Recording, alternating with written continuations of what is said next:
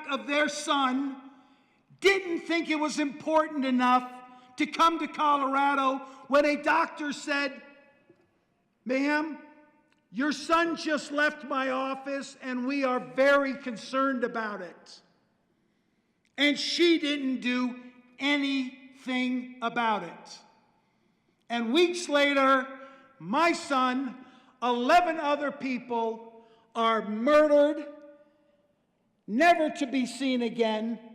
Another 70 are injured. And I'll tell you, from the 300 plus that were in that theater, at least 2 of the kids that were sitting on Alex's row are no longer with us because they have succumbed to the trauma and the grief that they have had to deal with. They've just decided it's better to exit this place than stay here any longer. One of them had 2 of her fingers blown off by this armor-piercing ammunition that this guy had drop-shipped into our neighborhoods. That's what we're fighting about. You think that's okay? You think that we should allow that so that they can go and not even check? Who is this man? Why does he need 4,000 rounds of armor-piercing ammunition? And he lives in an apartment. No one checked. No one cared. The other thing I've got to talk to you about is this whole premonition about these inanimate objects never go off on their own. If you just leave them here, nothing will happen. I mean, it just takes you a moment. Put in the words, "man shoots himself at the gun range." You'll get all kinds of YouTube videos of these guns that have just gone off and hit these people in the legs. But the one I really pulled up here was about she is a sheriff. Semi-automatic police service gun goes off by itself, nearly killing the detective. This is a Sig Sauer P320. They have 54 uncommanded discharges in the last 5 years in 22 different states. Several of them, including this officer here, was in her holster, in her purse. It just went off and shot her in the leg. There are 11 other because apparently the Sig Sauer, the Sig Sauer P320 is apparently a favorite weapon for law enforcement. There are 11 other law enforcement individuals who are suing Sig Sauer because these weapons go off. And this just can't be. These are trained individuals. These are the best of the best. These are the ones who know how to handle a firearm, that this would never happen to me. And these guns are just going off and shooting them, and I'm told they're supposed to be able to just sit here and nothing is ever going to happen to them. You've got to be truthful, people.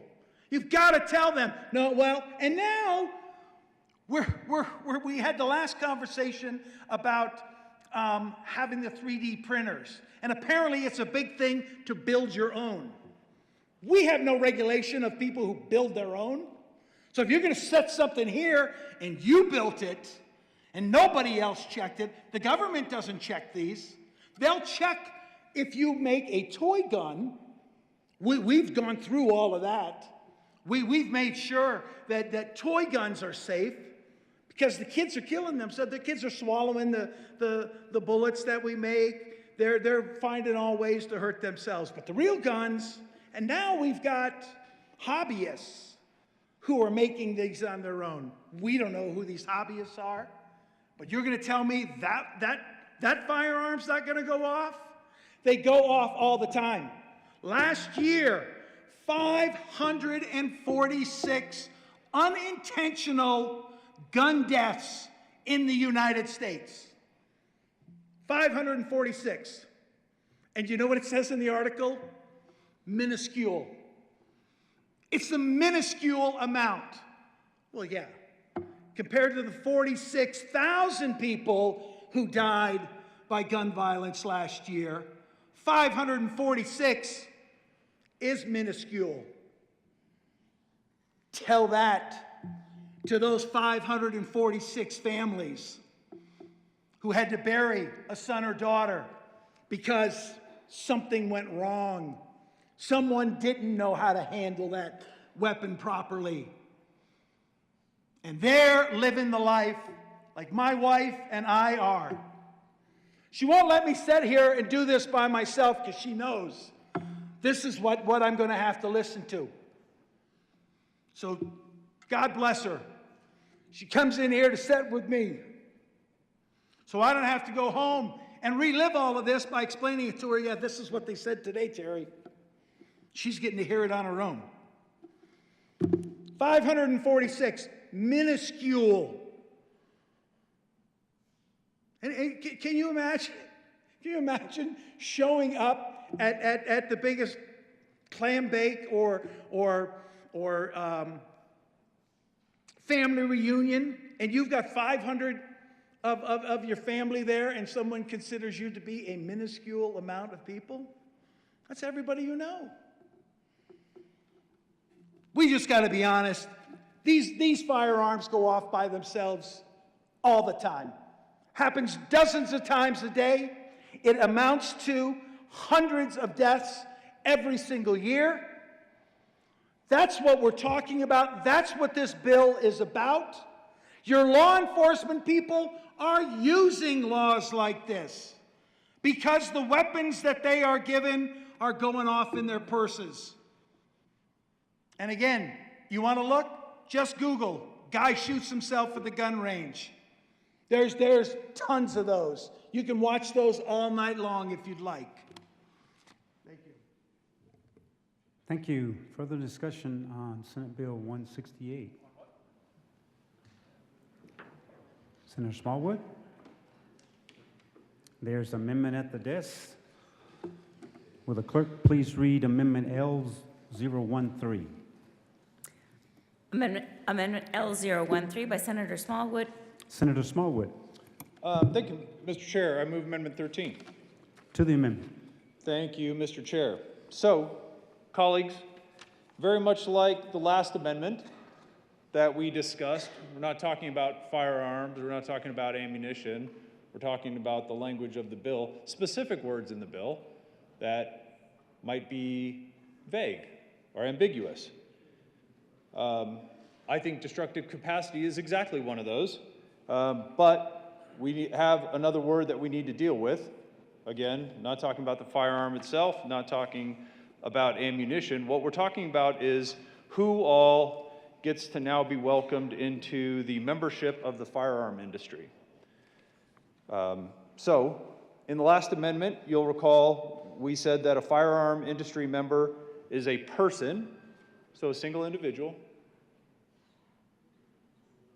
a firm, corporation, or any other entity engaged in the manufacture, distribution, importation, marketing, or wholesale or retail sale of a firearm industry product.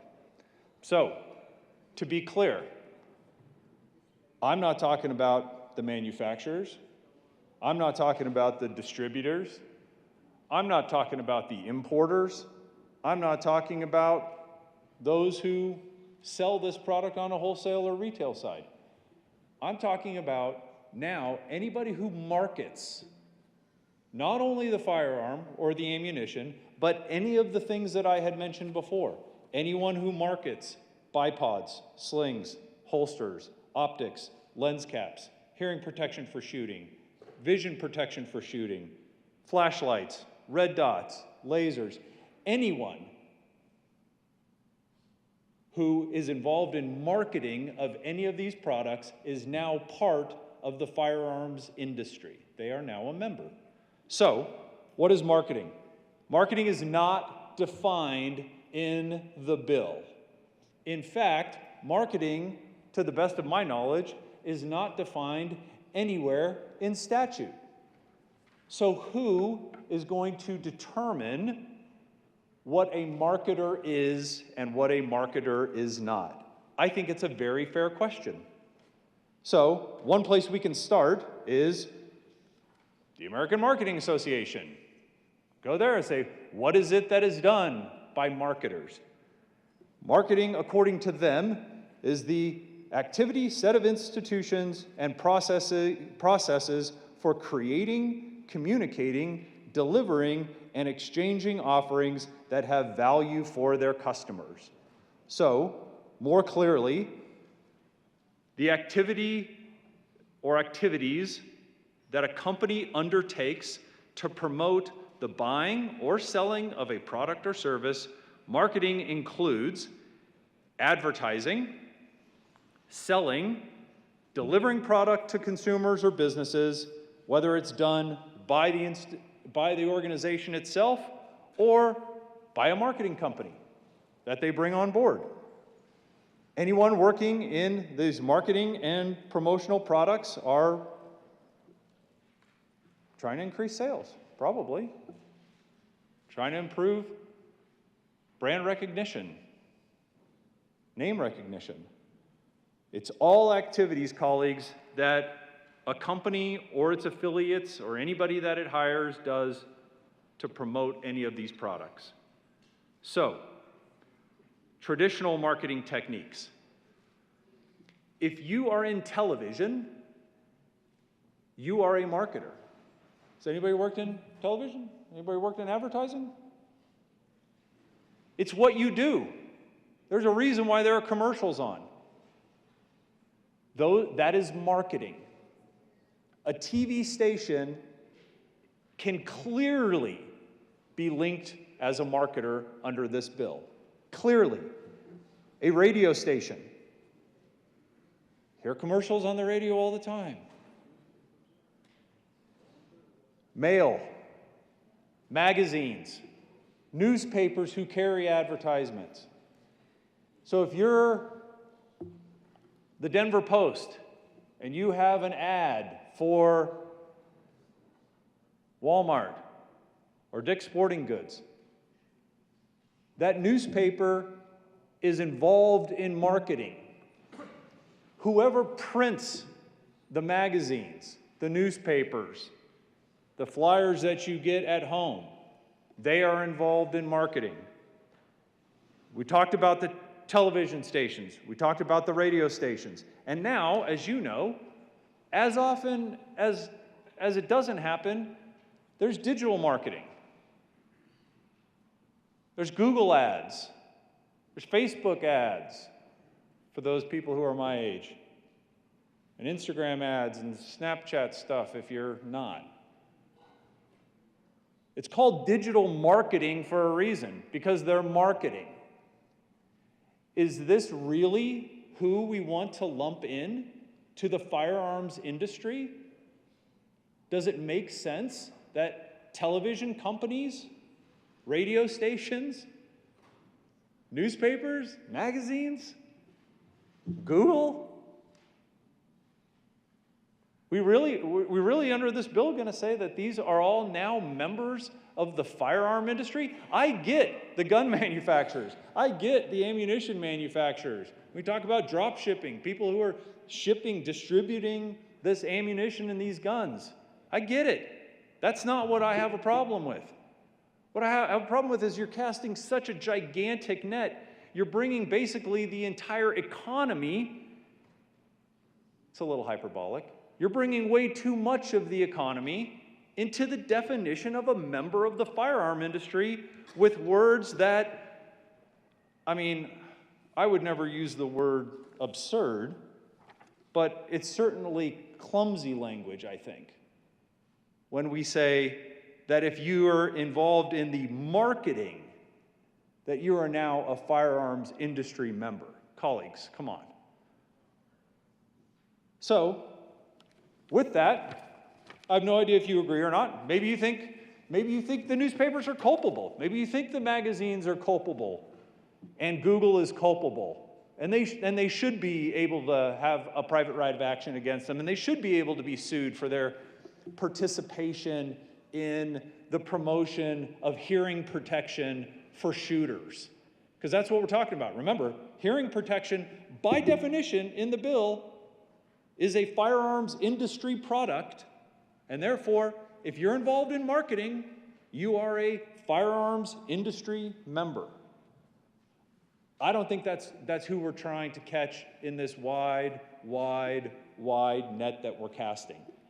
Amendment 13, very simply, goes into the bill and strikes the word marketing. It would have been fantastic to actually have a definition of marketing so we don't have to guess. You think in a bill that had been stakeholdered this long, something of this caliber would be in the definitions for us, and somebody could come up and say, Senator, no, you're wrong. It doesn't pick up magazines. It doesn't pick up Google. It doesn't pick up newspapers or radio stations. But as I see it, it clearly does. And because of that, I'd ask respectfully for an aye vote on Amendment 13. Thank you. Any further discussion? Yes, Senator Harkins Lewis. Thank you, Mr. Chair. Colleagues, we know marketing is important, and if you haven't seen it, this is the ad, the JR-15 ad. It has baby pacifiers on it. It says, operates just like mom and dad's gun. Who do we think that this is aimed at? We ask for a no on this amendment. Thank you. Senator Fields.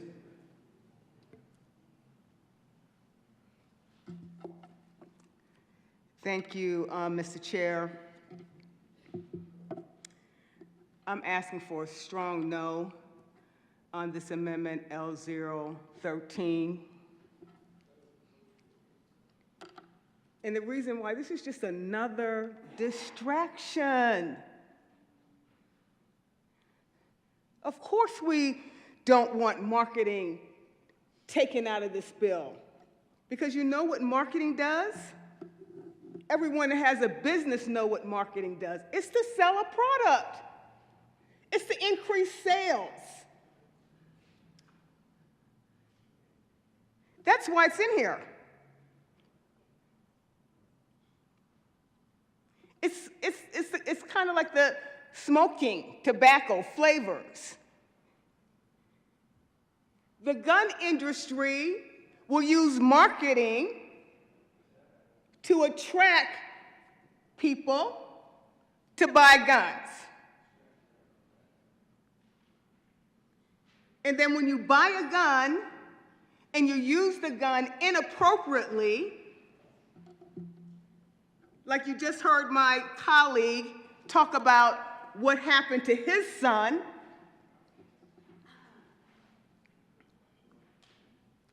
they market that tool, that AR-15, because they want you to understand that it has rapid fire.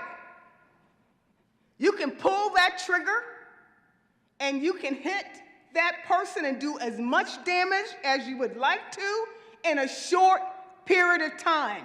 That's marketing. And the manufacturer builds and designs the gun for that purpose. We all live in a community of peace. And we don't need anybody marketing a firearm that has the capacity to kill as many people as possible with a short time frame. Some of these guns are very sophisticated. And, I know that, Colorado is a hunting state, and we use marketing to have people to come and hunt. But we're not talking about hunting here. We're talking about how the manufacturer uses a marketing technique and design to attract people to buy the gun.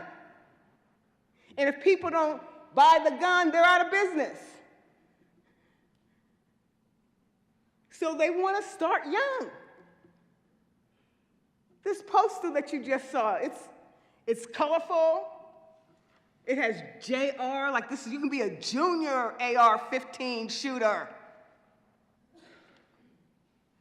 It's smaller, it's lighter. And the bullets are lighter. That's where you can carry them. We saw people with them going to protests. They just strap them on, and they probably use that as an ad. They're marketing that product. No! Vote no on this amendment. Would you want, I don't see these ads on TV, so I have not seen a marketing on TV. It's probably wise that they don't have marketing on TV where they're promoting that you can buy an AR-15. No. Vote no on this amendment. We don't need to be attracting young shooters, okay? If you look at any of the mass shootings, that's what they have in common. First of all, they're young, and they do have a weapon of choice. And at some point, somebody marketed that product to them. So I think that this amendment is a distraction to the merits and the content of this bill. And so I'm asking you to vote no, because it's not helpful. It's really the wrong message at the wrong time. We don't need more marketing of equipment that's going to be used in communities of peace. And that's our schools. That's our classrooms. That's our churches, places of faith. That's a mall, that's a concert.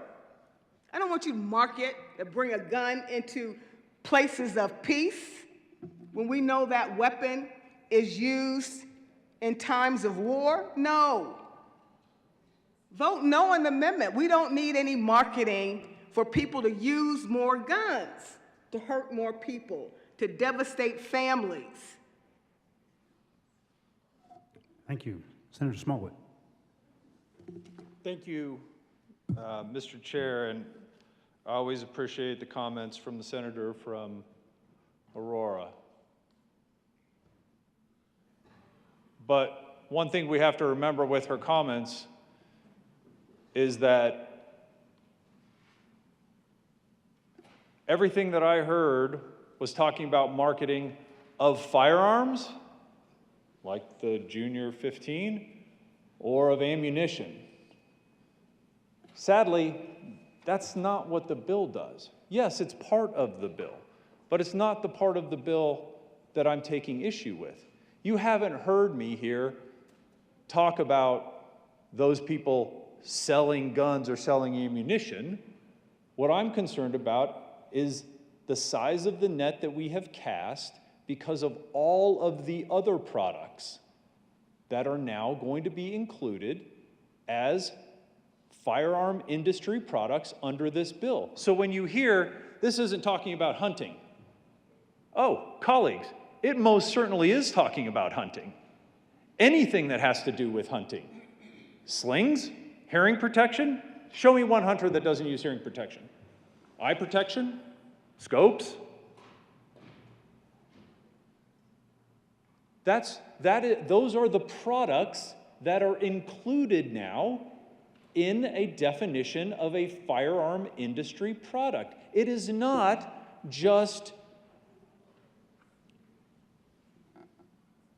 high-capacity magazines and semi-automatic Armalite rifles or anything like that. We're talking about the most basic of hunting rifle, a bolt-action rifle, and not even the rifle. We're talking about the scope that goes on that hunting rifle, or the sling that that hunter uses to carry that hunting rifle, or any of the shooting sports that our citizens participate in.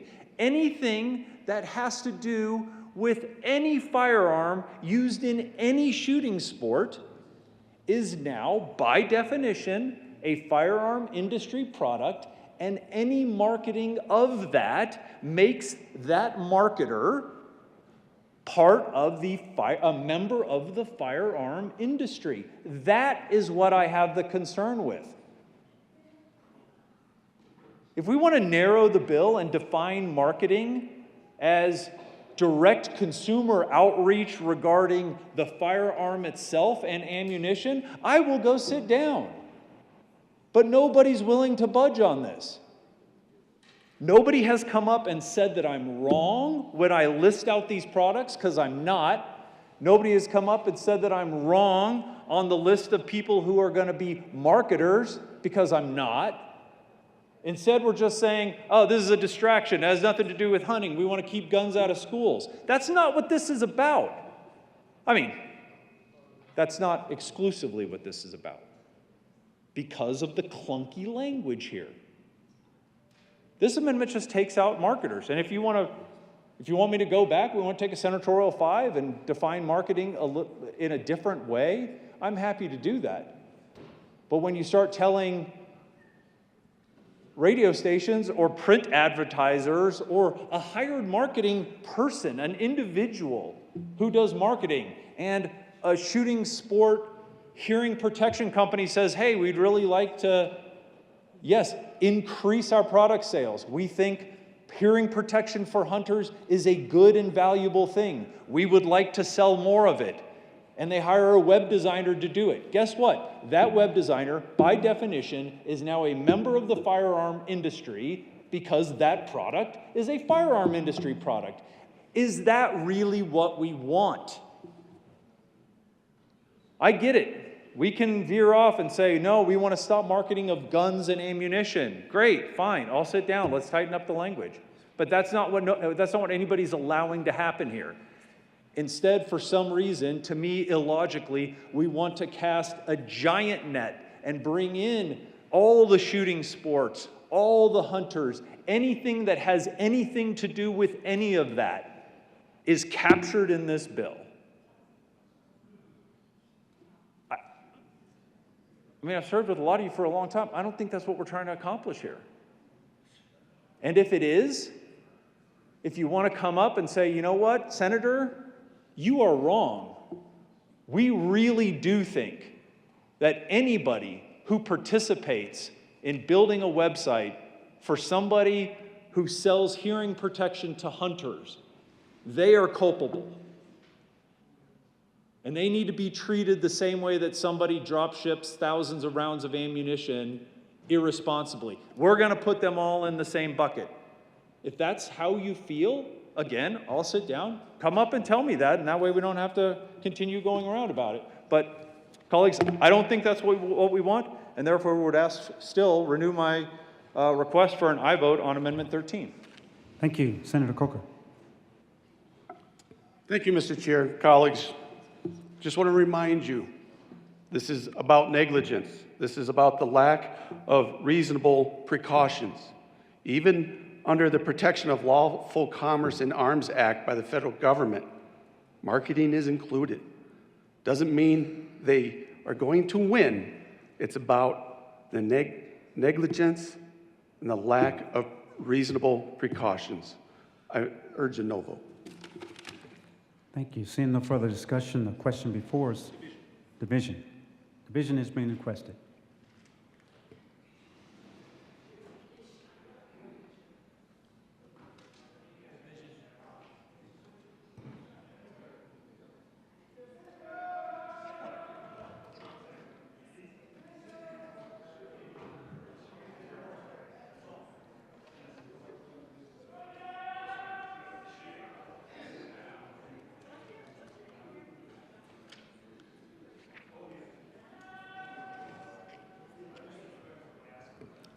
A division has been requested. All those in the chamber not entitled to vote, please be seated. All those in favor of Amendment L013, please stand and remain standing until the count is complete.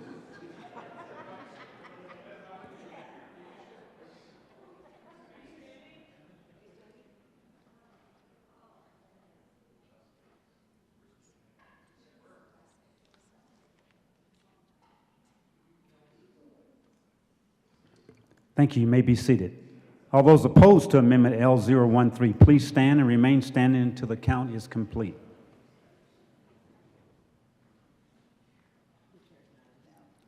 Thank you. You may be seated. The chair is not in doubt. Amendment L013 is lost. We are back to the bill. Any further discussion? Senator Gardner. Thank you, Mr. Chair.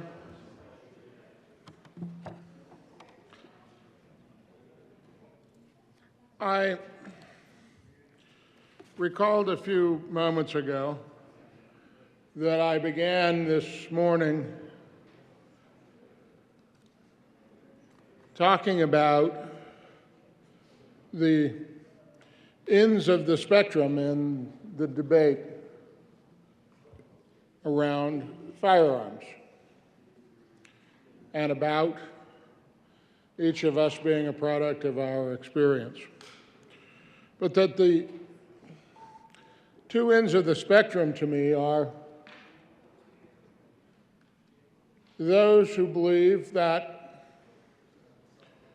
firearms have a proper place, can be owned and used responsibly and used for self-defense and hunting, recreation for that matter. And those who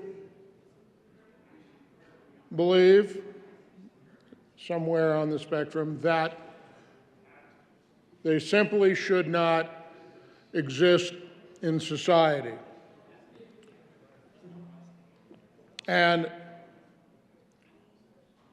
we have, over the last half hour or hour, actually heard variations on that argument. Here's the thing. This bill is about a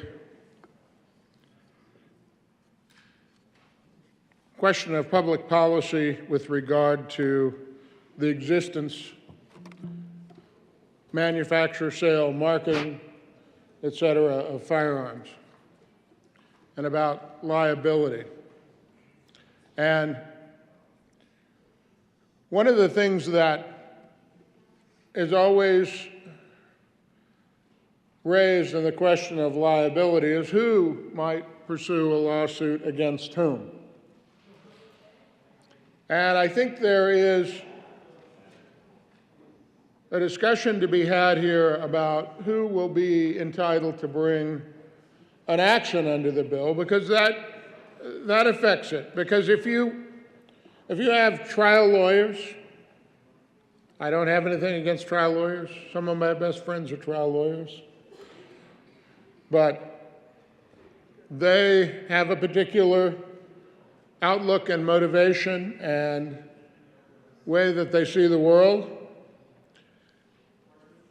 And if you have private causes of action, then there will be, if they are economically feasible and, for that matter, economically fruitful, they will be pursued. It will become a whole cottage industry. At the same time, if an attorney general, an elected public official with public responsibilities and resources limited by a state budget, are the people making decisions about whether to pursue actions, you have an entirely different course in that regard. And I think there are ways to consider that, and would invite my colleague to address that further. Thank you. Minority Leader Lundin. Thank you very much, Mr. Chair. So we are not supposed to look to the motives of why a piece of legislation might be brought, but we can look at the effect, the practical effect of what will happen. And you can look at the design of the legislation to understand what the practical effects are likely to be. This particular piece of legislation is designed to cast as broad a net as possible to catch up into this maw of potential legal action as many aspects of the firearms industry, associated industries, affiliated industries, derivative industries of that group. And the effect would be, intentionally or not, to have a dramatic and chilling effect, a dampening down effect on the availability of these products. Now, if we were to say, as a matter of policy, we want to achieve this specific goal and we could establish some agreeable, narrower goals, and then we would say, we as a society care so much about this that we want to give the district attorneys and the attorney general the authority to enforce the law as we have drawn it, to achieve in a meaningful, effective way the policy goals that we set out. That would be something where we could potentially get to some sort of a discernible pathway to a potential discussion that has some hope of progress. But this, where the net is cast so broadly, and we allow the AG and the DAs and every private injury attorney who has ever hung out a shingle to possibly join in, it becomes too much by half. Under the current law, issues of faulty discharge of firearms, under the current Colorado state law and under the federal law, if a sheriff deputy or any individual has had an incidental discharge of that nature, they probably have a case immediately, today, under the existing Colorado and federal law. This bill isn't about that. It's not about some of the comments we've heard just in the last number of minutes. This is about creating a whole new method of trying to cow, shut down, stop in its entirety and all of its affiliates, an entire industry. So the biggest challenge I perceive of this particular bill lies in this cause of action for violations of standards of reasonable conduct. It's found on pages 8 and 9 of the bill. It consumes almost 2 whole pages. There's an amendment at the desk. Will the clerk please read Amendment L010? Amendment L010 by Senator Liston, amend printed bill page 8, strike lines 8 through 27. Minority Leader Lundin. Thank you, Mr. Chair. I move Amendment L010 to Senate Bill 168. To the amendment. Thank you. What this amendment does is very simple. It won't be received favorably, I'm sure, by the sponsors, but it gets at this idea of an army of 1,000 or 5,000 or 10,000 personal injury attorneys chasing down every optics developer, every shipping company, every marketing and advertising agency in Colorado that might have at some point crossed paths with the firearms industry and can therefore be represented to be part of this one-size-fits-all, catch-em-all net that this particular bill generates. If we care about enforcing the law, we have in the bill And I guess maybe the sponsors would say it's a belt and suspenders approach. We need 1,000 or 5,000 or 10,000 personal injury attorneys, as well as the Attorney General and district attorneys, because we don't believe the Attorney General and the district attorneys could get the job done. So maybe that's their intention. They want it that way for a purpose. I think it achieves a different purpose. And this amendment simply would take that army of personal injury attorneys out of the equation. You can still enforce. You enforce it through the authority of the Attorney General and the district attorneys, as the bill would still remain following this amendment. I urge your support of Amendment L010 to strike the private right of action from this bill. Thank you, Mr. Chair. Thank you. Senator Hawkins Lewis. Thank you, Mr. Chair. We urge a very strong no. This would get rid of civil actions. Please vote no.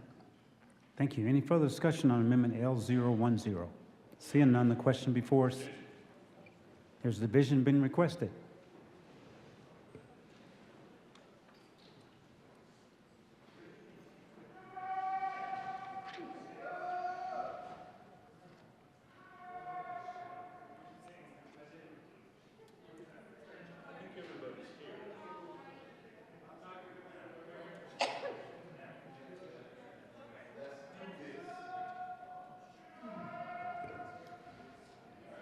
A division has been requested. All those in the chamber not entitled to vote, please be seated.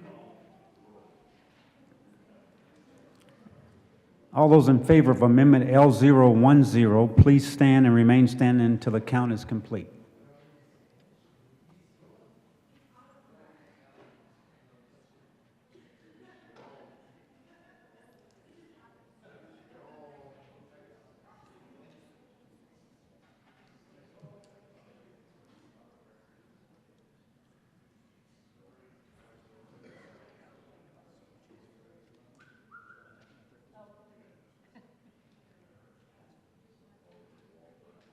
Thank you. You may be seated.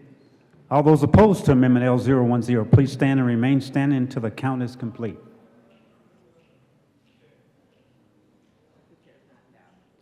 Thank you. You may be seated. The chair is not in doubt. The Amendment L010 is lost.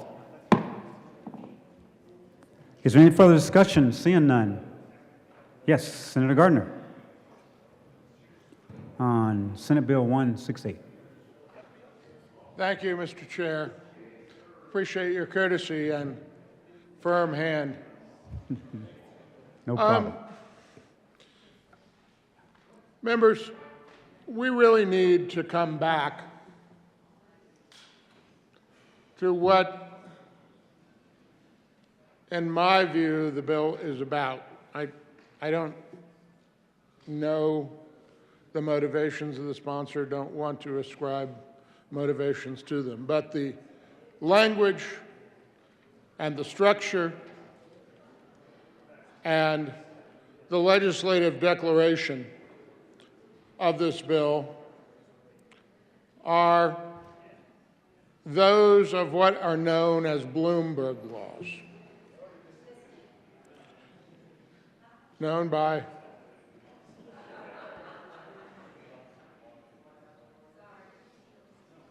Mr. Chair, I find it so distracting when members on the floor are so animated. Members, please, it's getting a little loud in the chamber. Let's pay attention to the well. Thank you. Please continue, Senator Gardner. Thank you, Mr. Chair. You know, legislatures have for many, many years struggled with gun control laws against guarantees of rights to keep and bear arms in the federal and state constitutions. And frustrated by that challenge of dealing with the constitutional guarantee, we began to see in the 80s ways to pursue firearms existence, manufacture, sale, and so forth through the tort system. Now,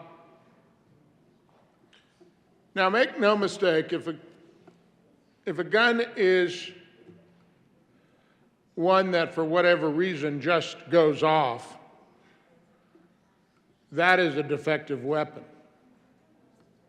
And whatever you think about the possession of firearms and everything else, a firearm that is on safety and is holstered and so forth, if it just goes off, and that's really factually what happened, and there are cases like that, that's a defective product. Either by design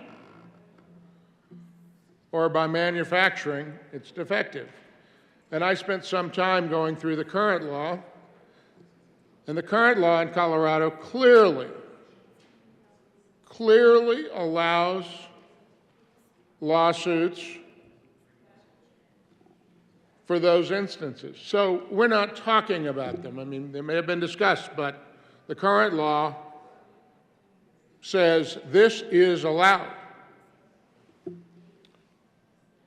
So why are we changing that? Well, we're changing that, I think, from everything I have heard this evening, from everything I read in the bill and its structure and its terms,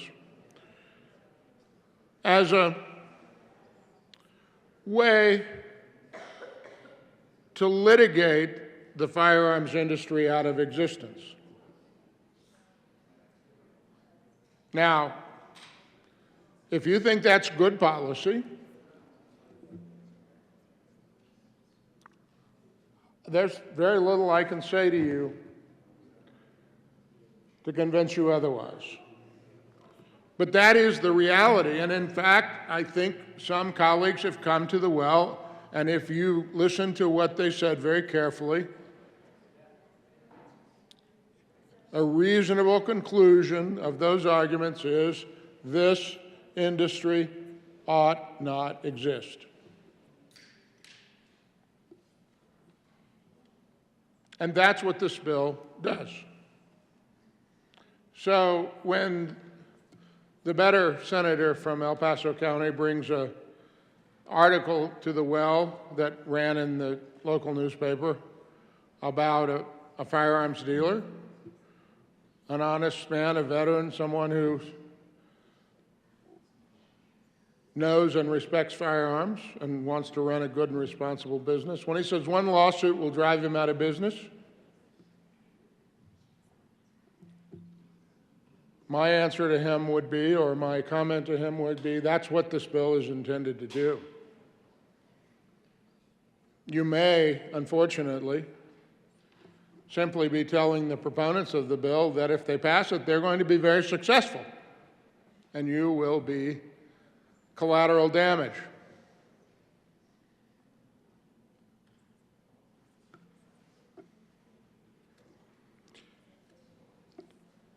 The senator from Douglas County talked about marketing. There's sort of a no, that wasn't what we're trying to do. Well, I don't know if it's what the sponsors are trying to do, but I will tell you that's what Bloomberg bills are trying to do. I mean, a typical lawsuit is to sue firearms trade associations. They don't manufacture or sell firearms.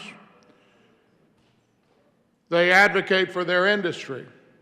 They promote the best practices within the industry. They promote hunting and recreational and shooting sports, which means that you probably will carry advertising for things that make your weapon more accurate, fire better, the recoil to be less for multiple firing and allow you to fire multiply at that elk out there.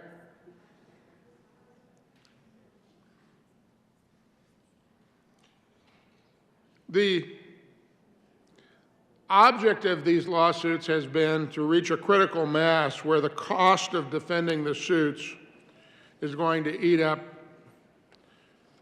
the gun manufacturers.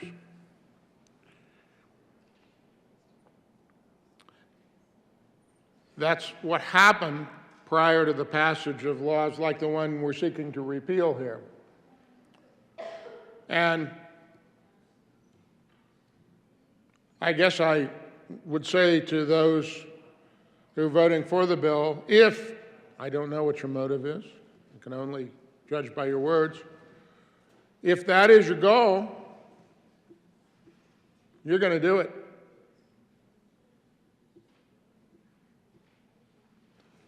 But there are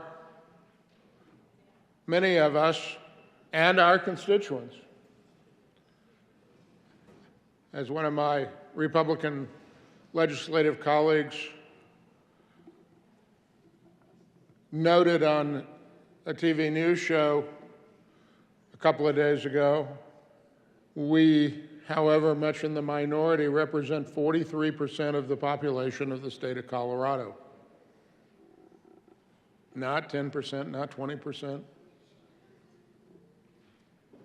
not half, but 43%. And our constituents overwhelmingly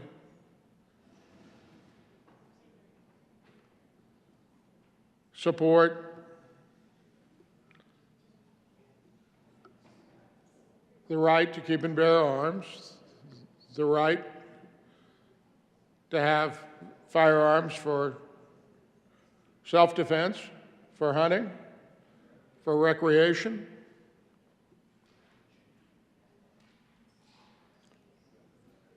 for preparedness.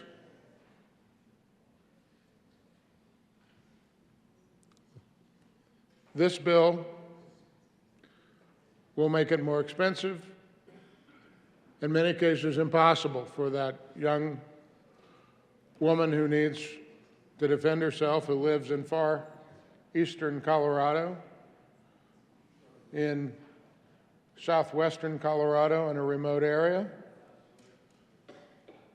where if you pick up the telephone to call the sheriff is 30 minutes away, an hour away. Have I said it long enough, Senator? An hour? 45 minutes?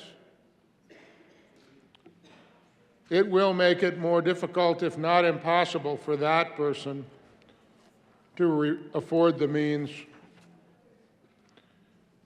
to defend themselves, to keep their family safe, and they know how to keep their family safe.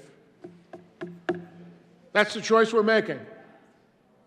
I'm not going to raise my voice, hector, lecture. I'm just going to tell you that's the choice you're making. It's a very stark one in its own way, and it's why I urge a no vote on this bill. Thank you, colleagues. Thank you. Seeing no further discussion, the question before us is the adoption of a Senate Bill 168. All those in favor say aye. Aye.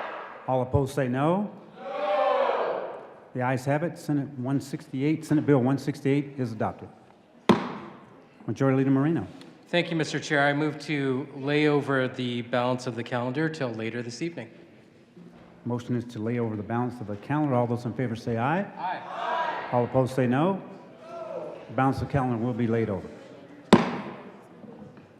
Majority Leader Moreno. Thank you, Mr. Chair. I move the committee rise and report. The motion is for the committee to rise and report. All those in favor say aye. Aye. All opposed say no. The committee will rise and report.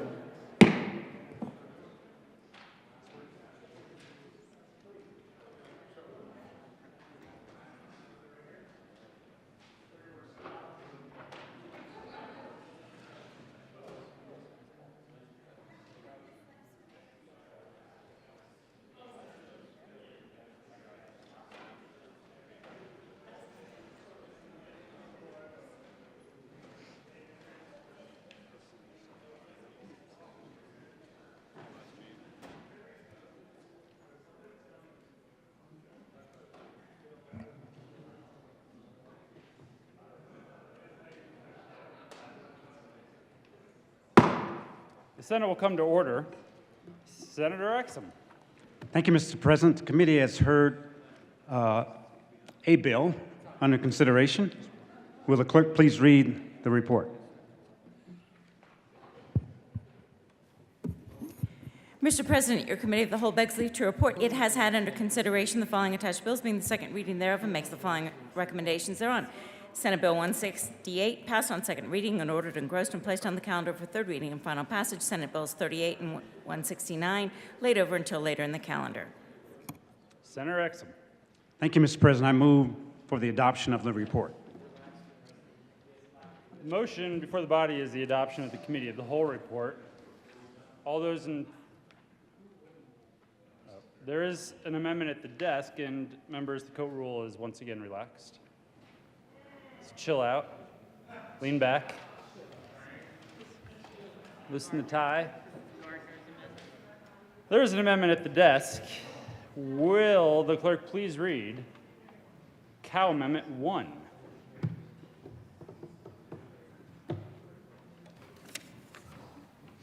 Cow Amendment 1, amendment to Senator Gardner. Thank you, Mr. President. I would like to move, and so I move Cal 001. To the amendment. Thank you, Mr. President. Members recall that a very short while ago, I offered an amendment excluding, making clear that law enforcement agencies were not covered by the term firearms industry member, because that term is so broad and includes so many activities that a law enforcement agency might well be considered a firearm industry member and subjected to liability. And you say, well, how could that be? Well, at least two cases. One is where the firearm, where the person who has the weapon is a former employee, and that was distributed. It was, quote, sold.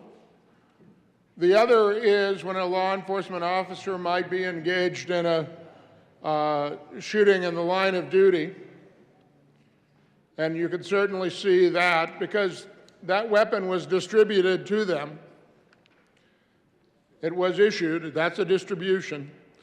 And so it's really important that we substitute the language of product to be product, not including a law enforcement agency.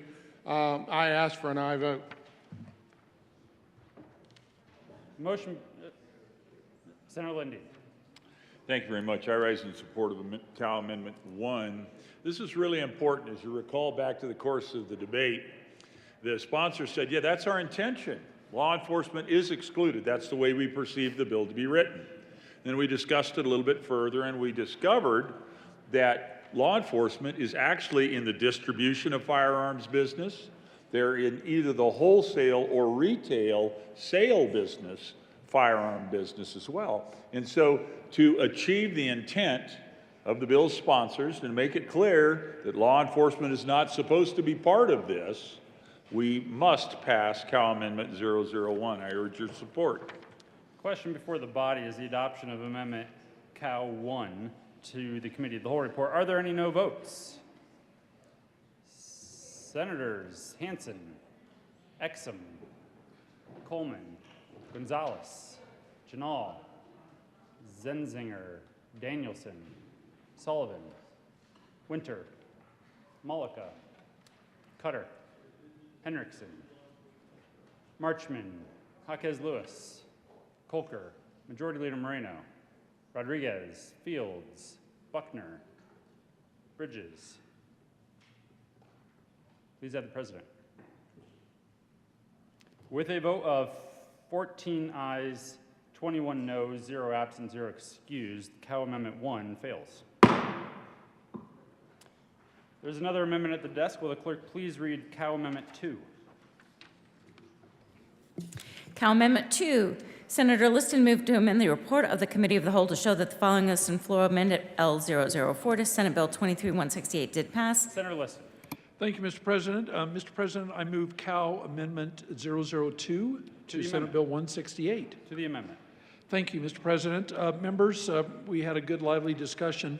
What my amendment simply did is encourage and require that if a person goes in to buy firearm-related products, whether it's ammunition or firearm or other items that, that they sign simply for the purpose of safety purposes, that they sign a waiver saying that I will not use this product in an illegal way. This is good for the public. It's good for the manufacturers because they can have proof, signed proof, and affidavit, if for the sake of a better term, that this person intends to use it safely and the way it's instructed. It's currently that way on ammunition right now. It's that way on many products that are firearms related. The manufacturers want everybody to use their products as safely as they can. 99.9% of the people always do, but this will encourage and hold the people that may even have a tinge of a thought that if they're going to use that product illegally, that they will have to use it legally. So I urge an aye vote on Cal Amendment 2. Thank you very much. Question before the body is the adoption of Amendment 2 to the Committee of the Whole report. Are there any no votes?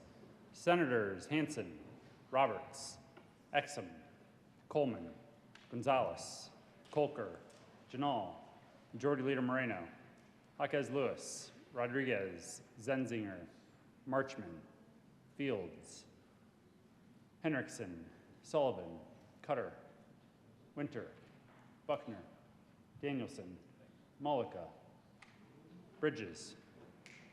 Please add the president. With a vote of 13 ayes, 22 noes, 0 absent, 0 excused, Amendment 2 is lost. There's another amendment at the desk. Will the clerk please read Cal Amendment 3? Cal Amendment 3, amendment to the report of the Committee of the Whole. Senator Lundin moved to amend the report of the Committee of the Whole to show that... Thank you, Mr. President. I move Cal 3. To the amendment. This strikes the PRA. Question before the body is the adoption of Committee of the Whole Amendment 3. Are there any no votes?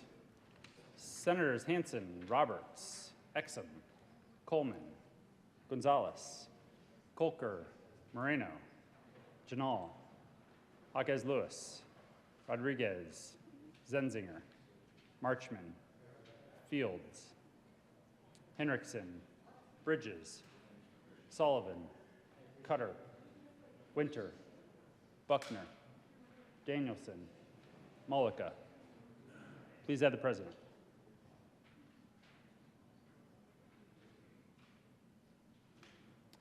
With a vote of 13 ayes, 22 noes, 0 absent, 0 excused, Cal Amendment 3 is lost.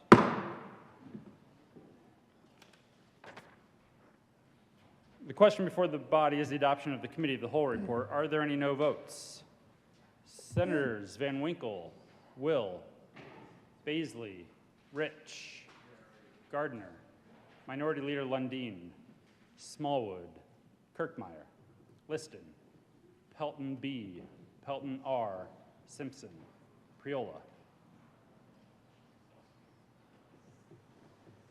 With a vote of 22 ayes, 13 noes, 0 absent, 0 excused, Committee of the Whole report is adopted.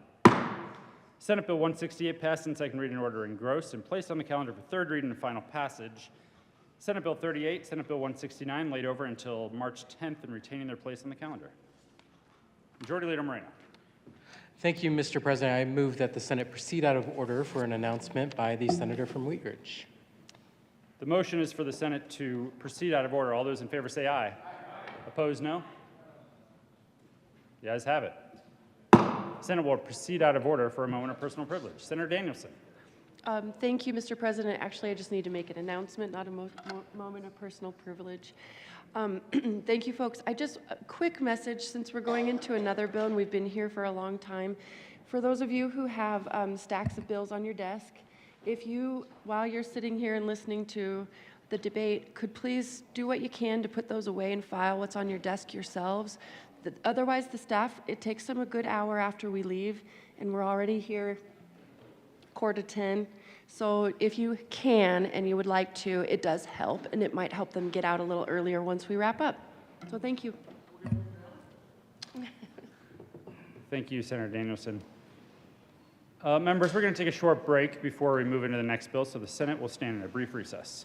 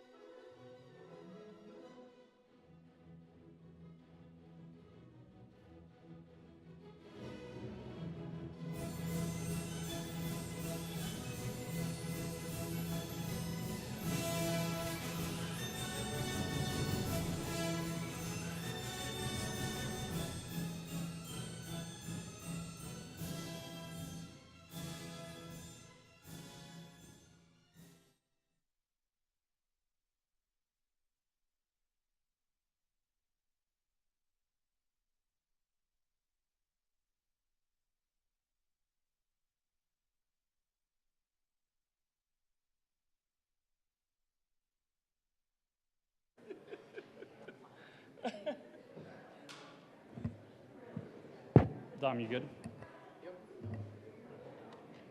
The Senate will come back to order. General orders, second reading of bills. Majority Leader Moreno. Thank you, Mr. President. I move to lay over Senate Bill 38 until Monday, March 13th. The motion is to lay over Senate Bill 38 until Monday. All those in favor say aye. Opposed, no? The ayes have it, and Senate Bill 38 will be laid over.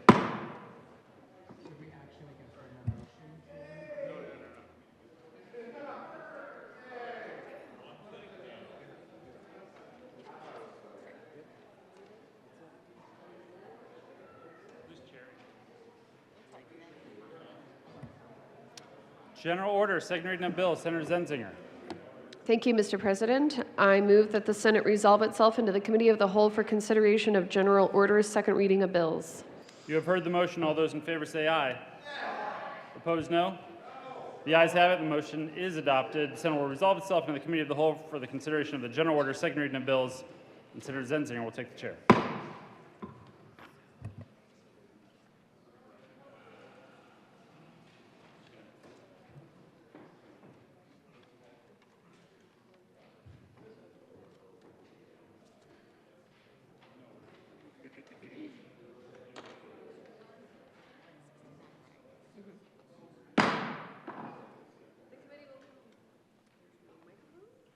The committee will come to order and the court rule is relaxed.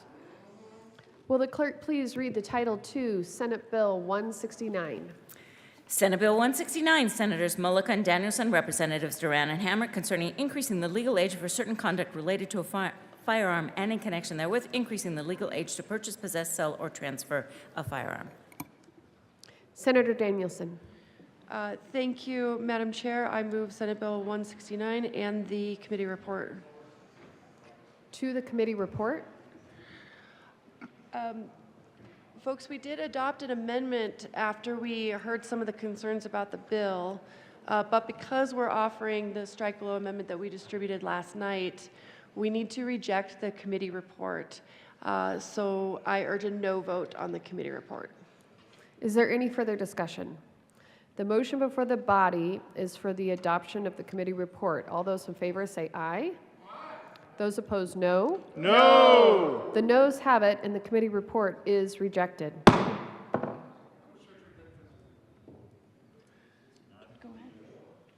Can we move the amendment right here? So we just talk. Okay. Senator Mullica. Thank you, Madam Chair, and thank you, members. It's an honor to be up here to present Senate Bill 169. Members, we all run for our own reasons, and we all have goals when we run. I'm lucky enough to be able to represent the community that I grew up in. And, you know, when I'm looking at legislation, I often think about my kids. I think about our future. I think about Gabby and Logan and Autumn Grace. And how are we going to make this place better for them? How are we going to make this place better for our future? Remember, Senate Bill 169 makes our community safer. It increases the purchase age for firearms. We know that age plays a role in a number of areas and laws that we pass and have on the books. If it's driving or voting, consuming liquor or tobacco. And we know that data shows higher rates of violence in our young people. When we look at the Supreme Court case, Roper v. Simmons, the case that deems the death penalty unconstitutional for those under 18. Justice Anthony Kennedy wrote, "Lack of maturity and an underdeveloped sense of responsibility are found in youth. We need to pay attention to the data and to the words of Justice Kennedy. Senate Bill 169 does that. I want to be clear, this bill is not about hating guns. I'm a gun owner myself and a hunter. This bill is about ensuring that the age of purchase for a firearm is appropriate. Members, we are not the only state to do this. Florida has this same law in the books, and it was just recently upheld that it was lawful in the 11th Circuit.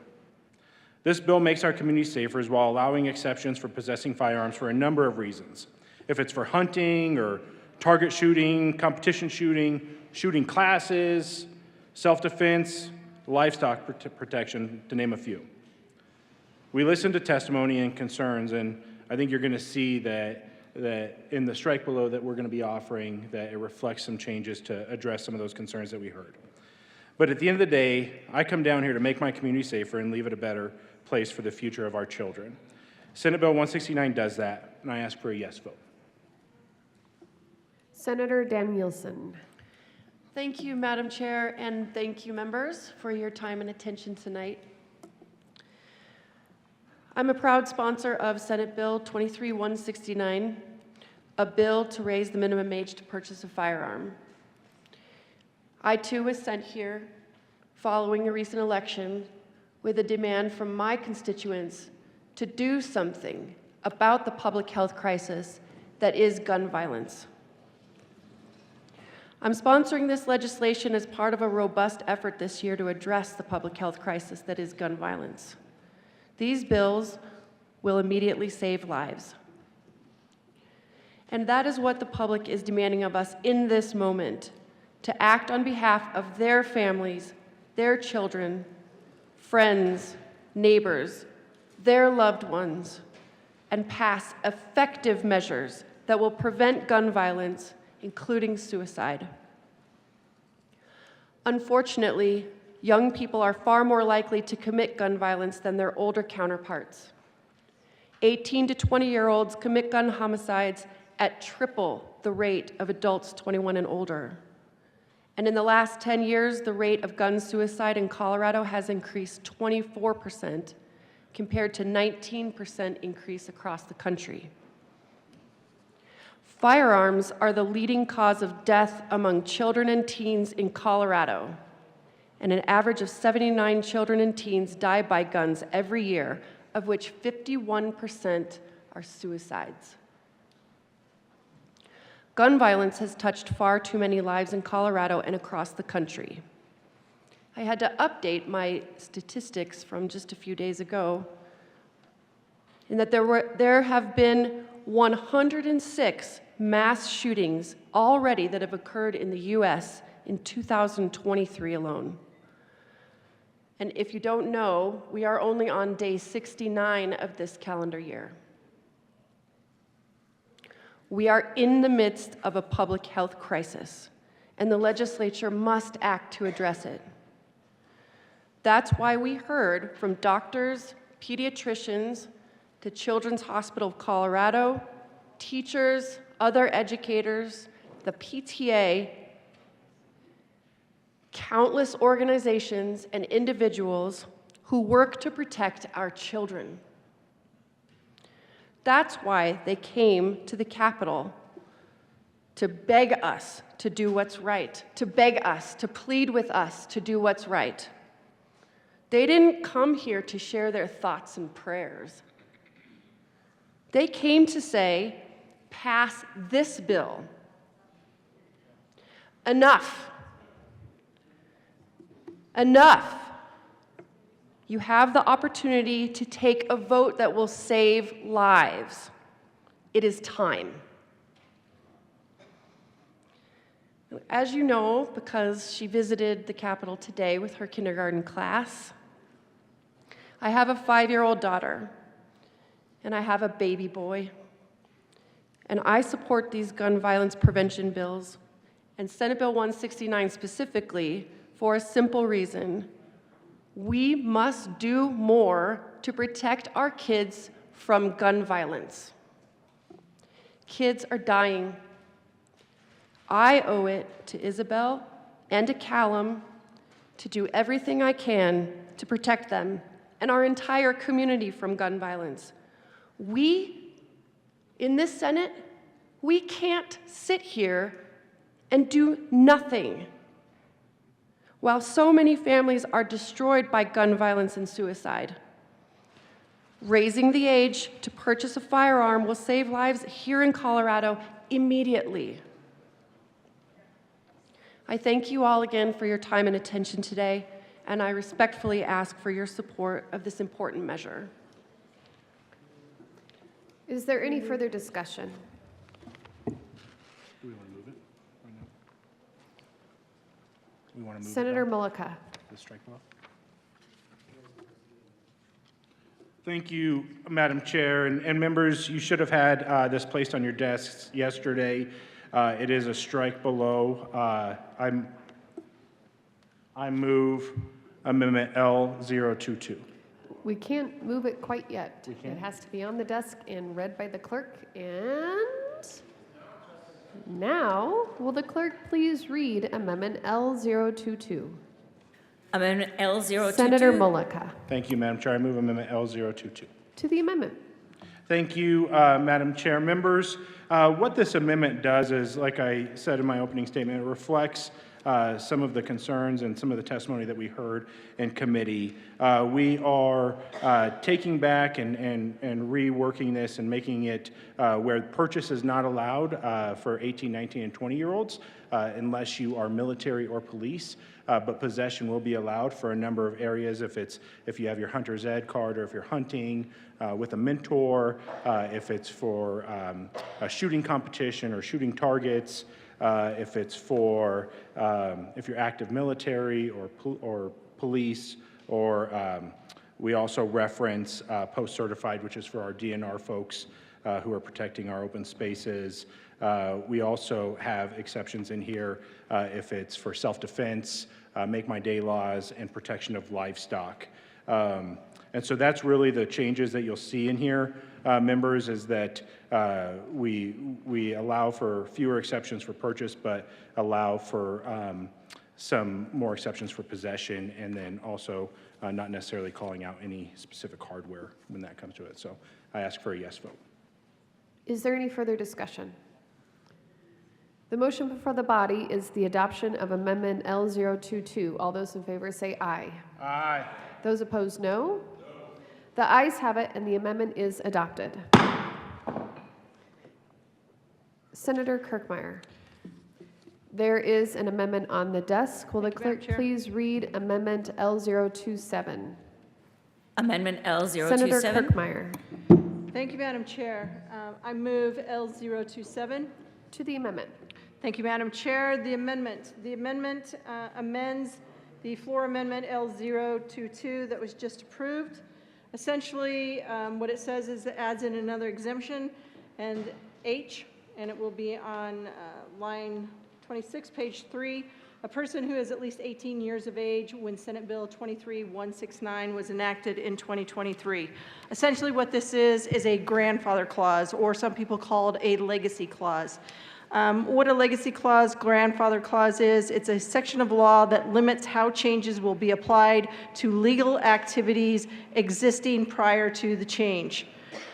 This is not a new concept. It's out there. In fact, the Public Safety and Recreational Firearms Use Protection Act, otherwise known as the 1994 Federal Assault Weapons Ban, signed into law by President Clinton, contained a grandfather clause.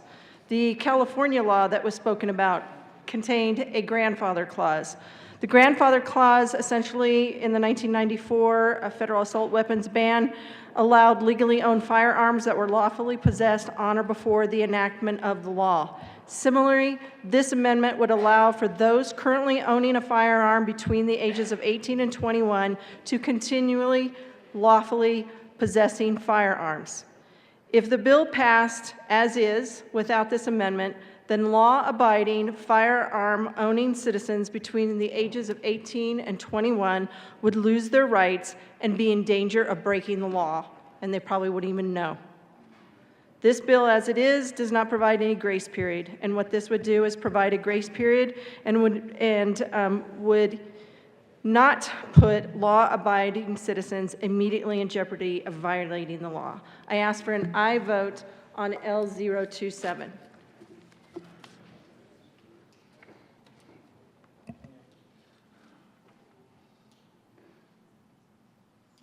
Is there any further discussion? The motion before the body is the adoption of amendment. We will take a senatorial 5.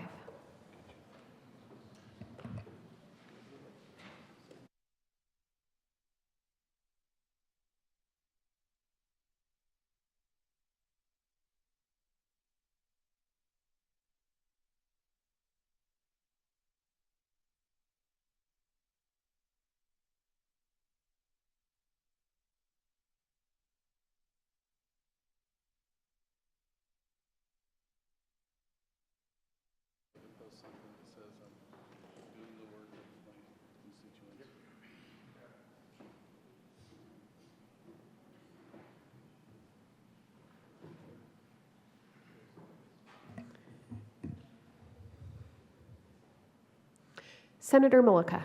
Thank you, Madam Chair, and thank you to the good senator from Weld County. There was some discussion, and I respect where she is coming from, and making sure that there's some grandfathering going on here. And obviously, we're trying to capture to make sure that that we're doing the intent of the bill, and I think that we're still able to capture the intent of the bill by accepting this amendment, and I would ask for a yes vote. Seeing no further discussion, the motion before the body is the adoption of Amendment L027. All those in favor say aye. Aye. Those opposed, no. The ayes have it, and the amendment is adopted.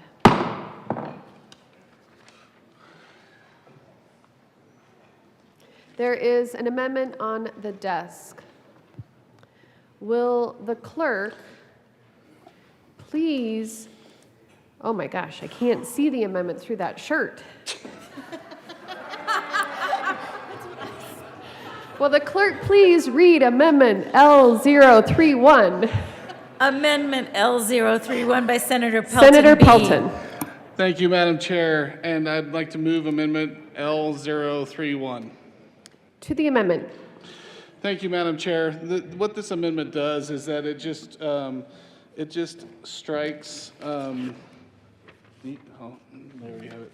It just strikes out an active and substitutes a current or former for a person who is an active member of the United States military, armed forces, while on duty or serving in conformance with the policies of the United States Armed Forces. What this does is just allow veterans who may get out early. The reason why I bring this up is that when I served in the United States Navy, I joined at 18, but I got out at 2 years, 8 months.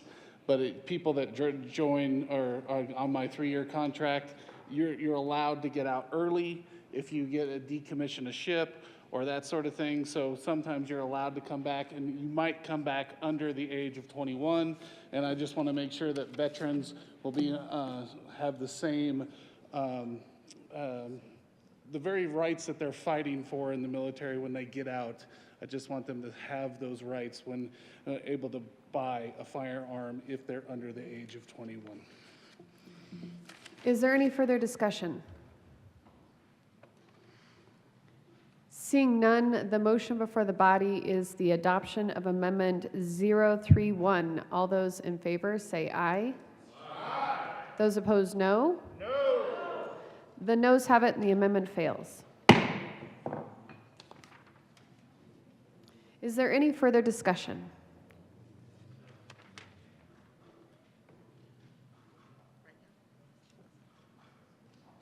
There is an amendment on the desk. Will the clerk please read Amendment L026? Amendment L026 by Senator Danielson and Mullica, amend the multiple floor amendment, Senate Bill L022, page 1, strike line 10, and substitute a firearm or a firearm silencer, page 11. Senator Danielson. Thank you so much, Madam Chair. We had to make some conforming amendments that tidy up the language, and we also had to Senator Danielson, can you move the amendment for us real quick? Yes. I move Amendment L026. Thank you very much. Thanks, Madam Chair.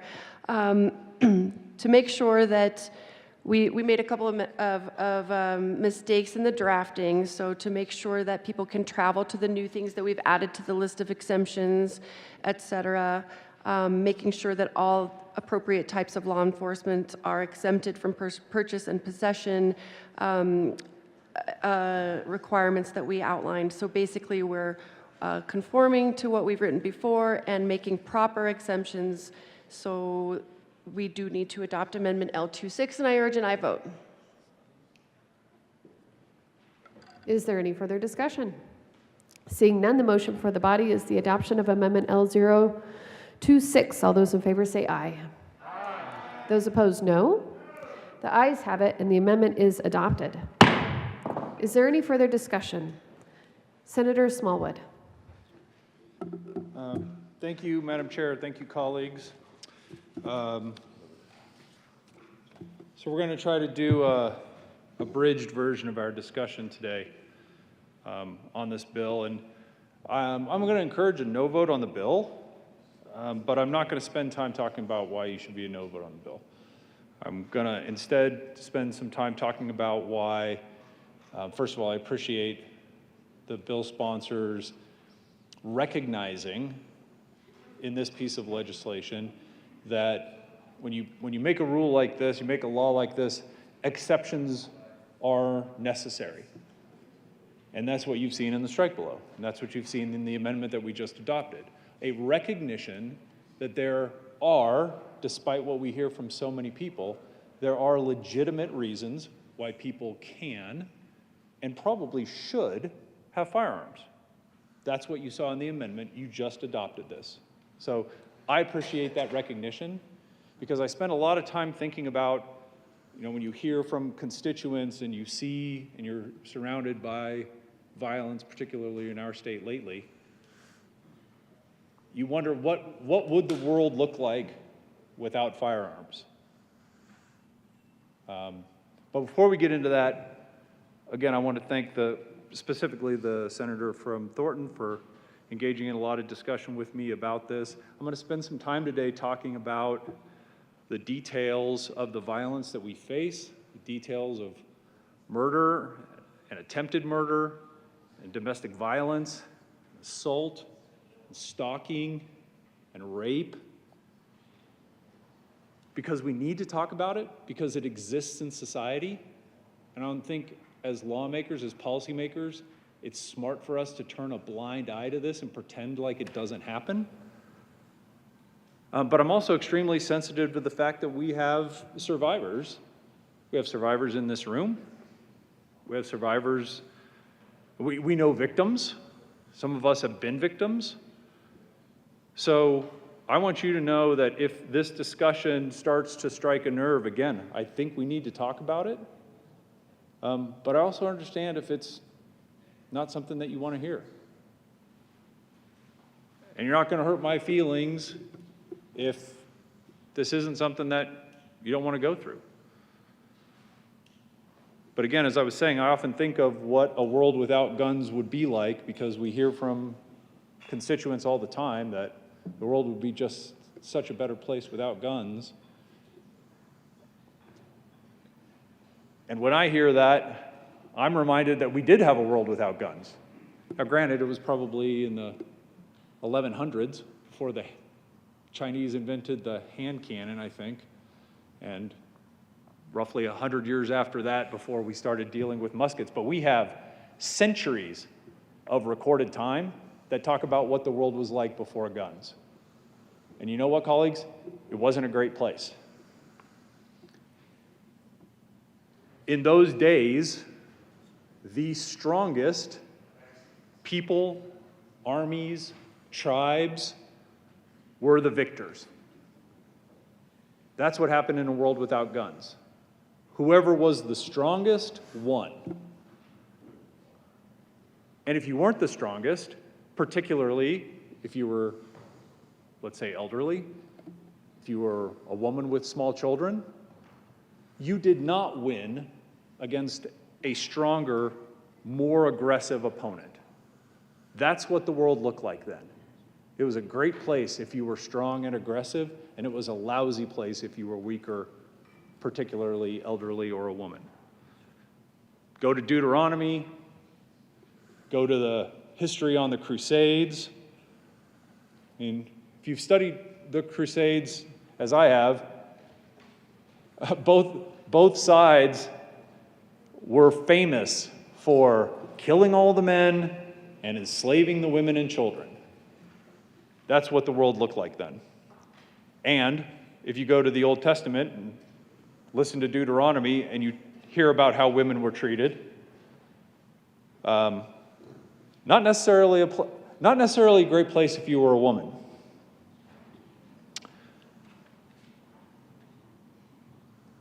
So what I'm not seeing in this bill is any protection for women, particularly young mothers, who might be the victim of a crime. Particularly communities of color. You heard the senator from Aurora talk about that today. how disproportionately they are affected by things like sexual assault, murder, rape, stalking. These rates are going through the roof, not only in our state, but nationwide. It is well documented that when that happens, law enforcement rarely, if ever, arrives in time to prevent it. And what we see are things like temporary restraining orders that in a lot of cases actually make things worse. Not in most cases, not in all cases, but read books by Gavin DeBecker, for example. Many of you saw the book that I just finished that was on my desk. Temporary restraining orders are very often the triggering event that leads to the death of women who are seeking these, far too often. I think these people need to be able to defend themselves against what is very often bigger, stronger, more aggressive, more diabolical attackers. Colleagues, that's the part of this bill that's missing that I want to address today, and that I would like to see an amendment adding back in. And again, the bill sponsors have already said, by way of amendments, we know that there are exceptions that need to be made. Some assertions you might hear is that women defending themselves with a gun is more likely to impact them negatively.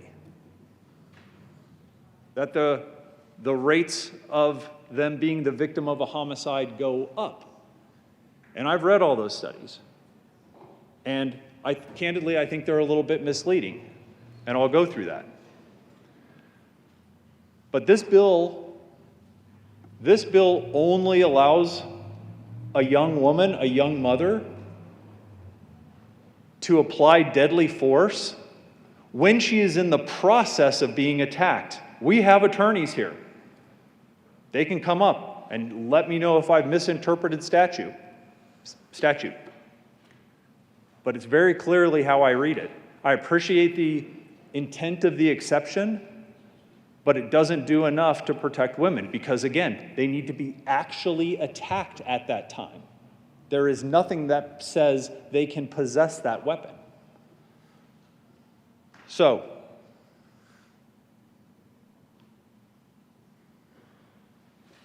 every year, I believe, the Violence Policy Center puts out an analysis of homicide data. It's called When Men Murder Women. I'm not going to go through all of it. It references the studies that I'll talk to you about. But as it relates to women, for homicides in which the victim to the offender relationship could be identified, 92% of female victims were murdered by a male they knew. 92%.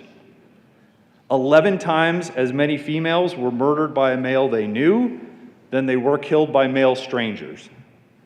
For victims who knew their offenders, 63% of female homicide victims were wives or intimate acquaintances of their killers.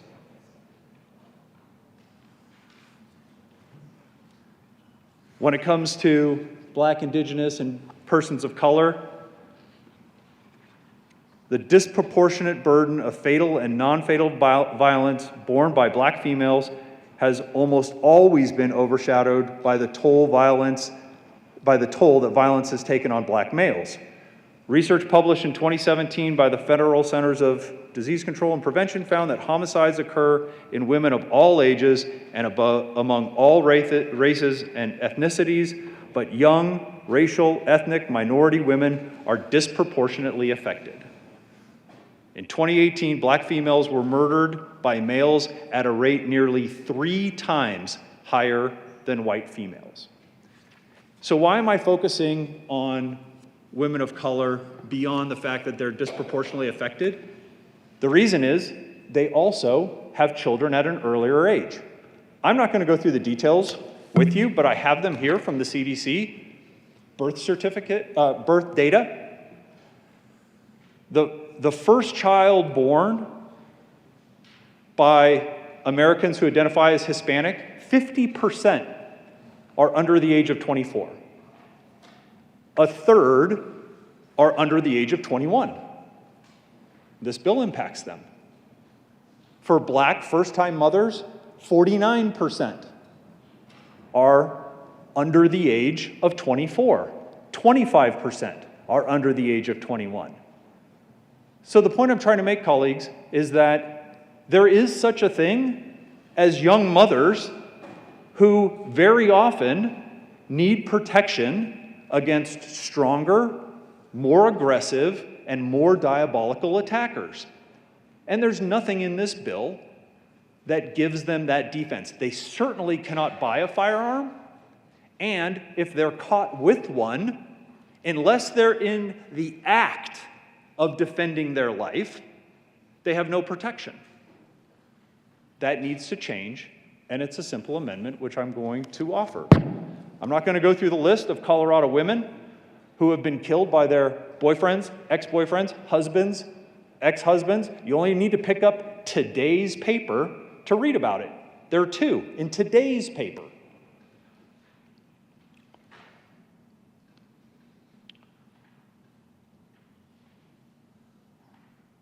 We talked about the rates skyrocketing. I don't want to spend too much time on that. You probably know 1 in 3 women report having experienced severe physical violence from an intimate partner in their lifetime. 1 in 3, colleagues, from an intimate partner.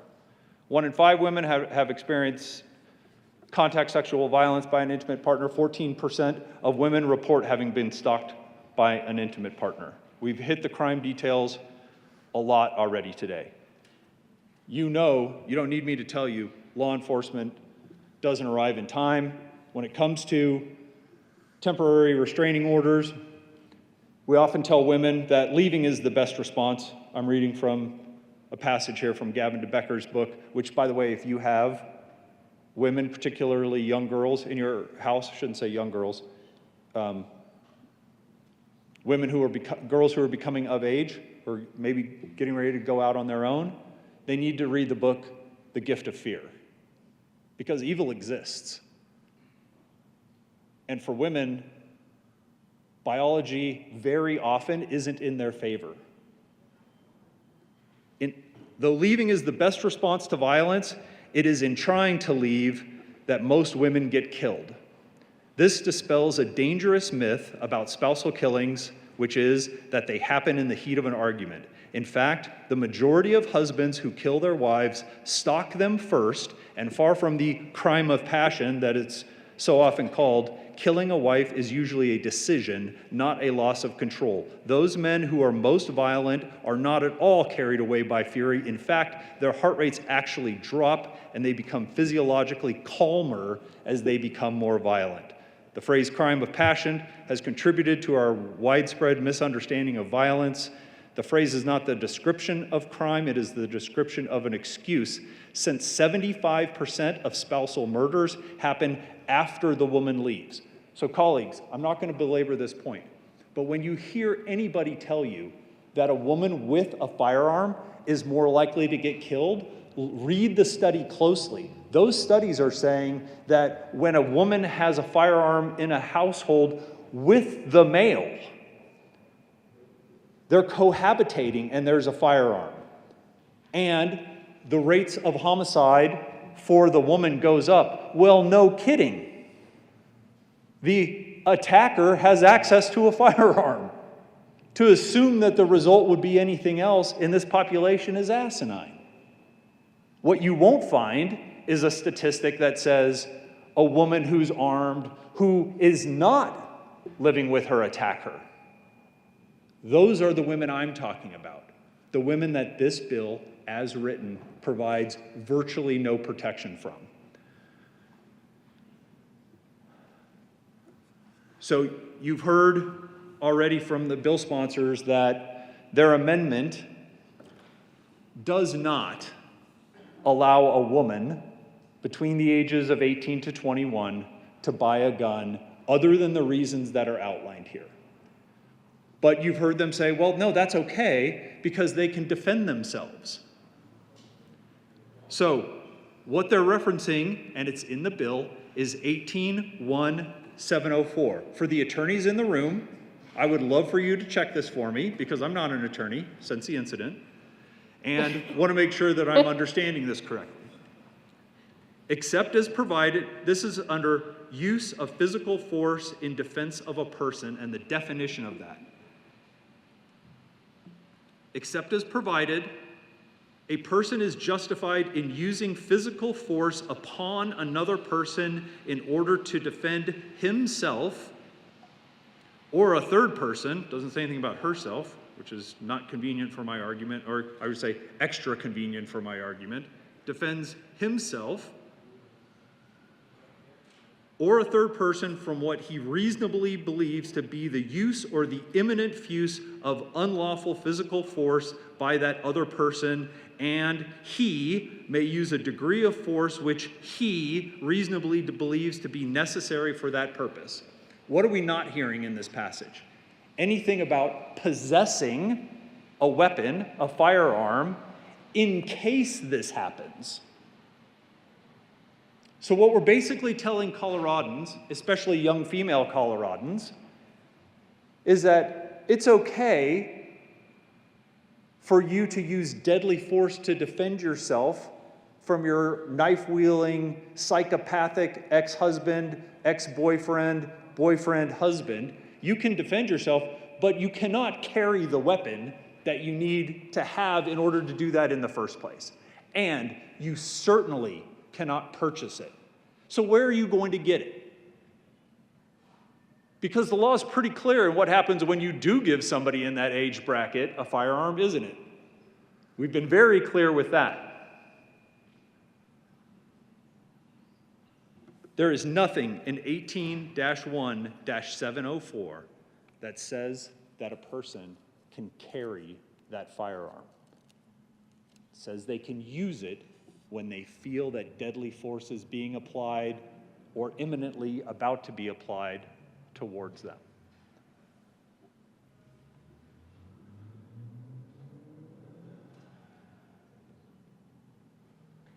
So what are we telling these young mothers that they should do in the face of the attacker? Use your pepper spray? Get out a frying pan? Use a knife, a baseball bat? I can cite you name after name after name after name after name of young women in Colorado who, whether or not they had reported their abuser, their stalker, have been murdered. Pick up today's paper.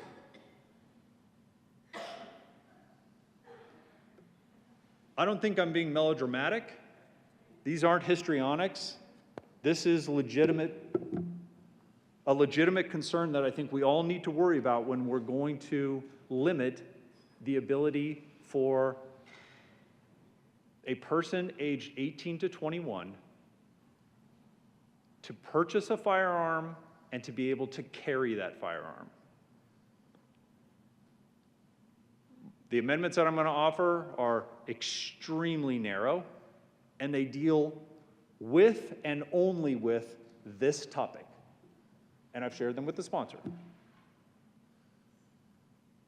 So the decision you all get to make is whether or not we want to give young women aged 18 to 21, certainly in my eyes, very often parents, so in addition to defending themselves, they're also tasked with potentially defending children as well, whether we want to give them, and only them, along with the other list of exclusions, the right to A, buy a firearm, B, possess that firearm, and not just use it when they're being attacked, when they're in the process of being attacked. And I would really ask for your support on this. I think it's the right thing to do. I have an amendment. And I can move my stuff.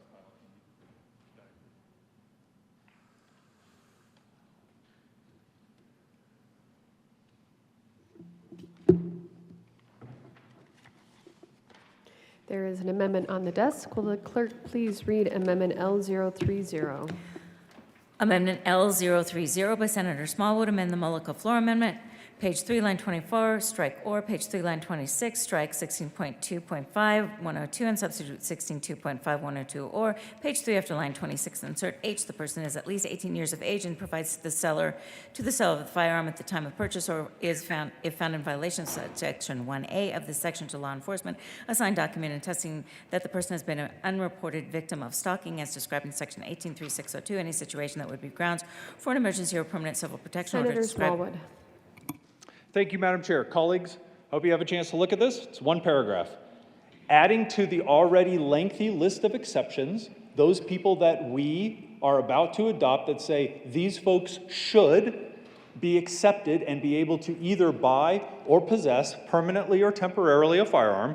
This adds that the person is at least 18 years of age, okay? So we're not talking about 12-year-olds and 15-year-olds. Have to be 18 years old, and provides to the seller of the firearm at the time of purchase, or if found in violation of subsection 1A to law enforcement, that they would have to provide a signed document attesting that the person has been an unreported victim of stalking, because women in the room who study this know that very often these go unreported, and colleagues, a lot of them need to be unreported.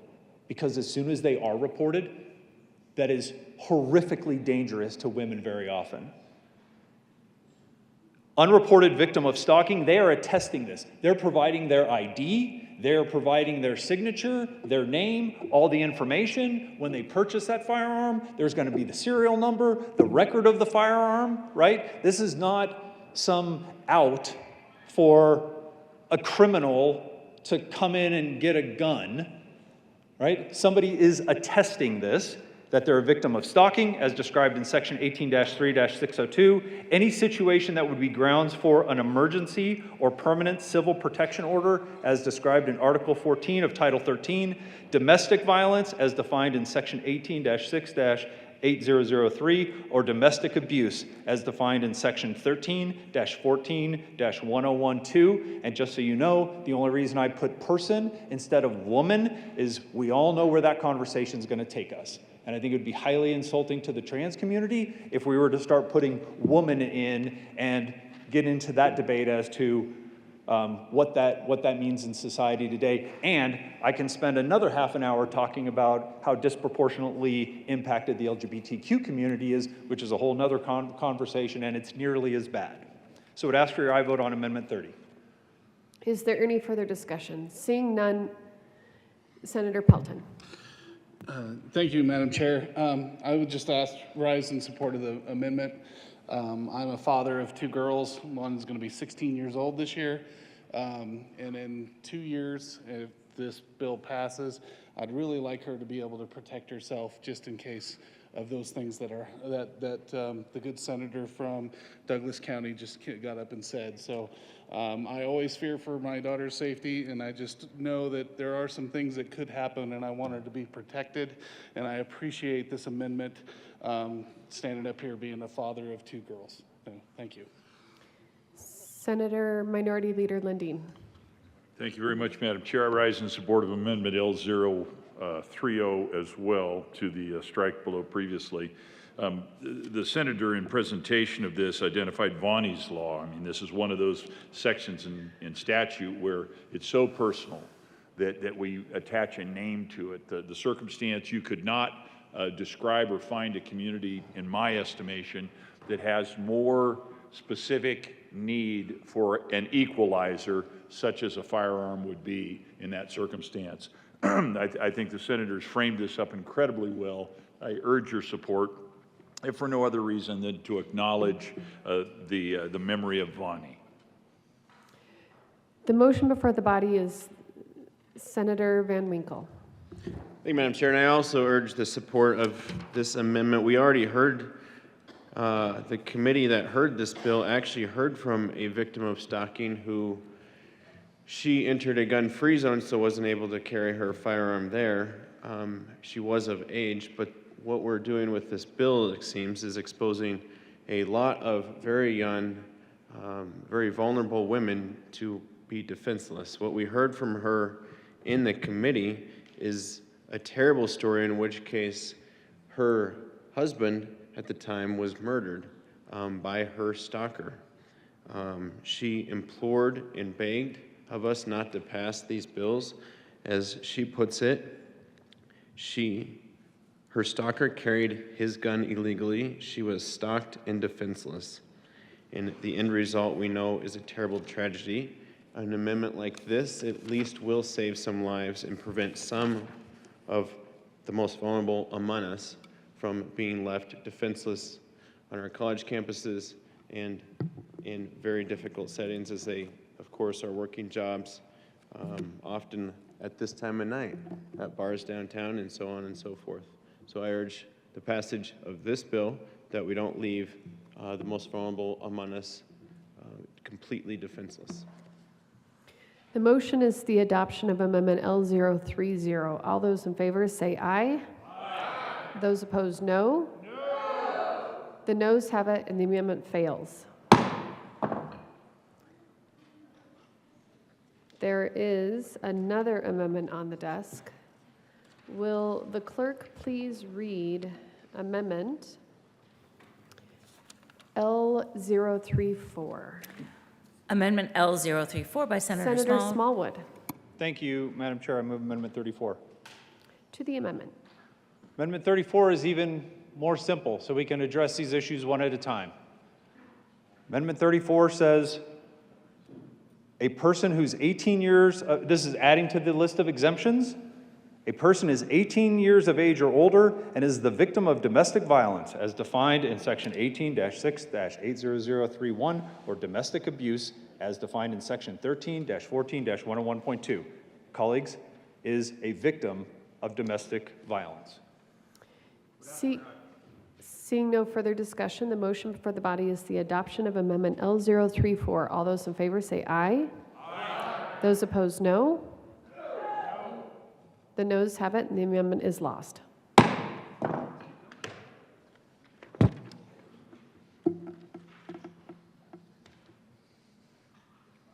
There is an amendment on the desk. Will the clerk please read Amendment L032? Amendment L032. Senator Smallwood. Thank you, Madam Chair. I move Amendment 32. To the amendment.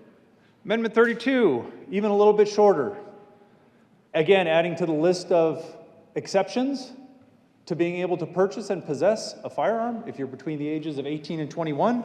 The person is 18 years of age or older and is the victim of stalking, as described in section 18-3-602. Would ask for your aye vote.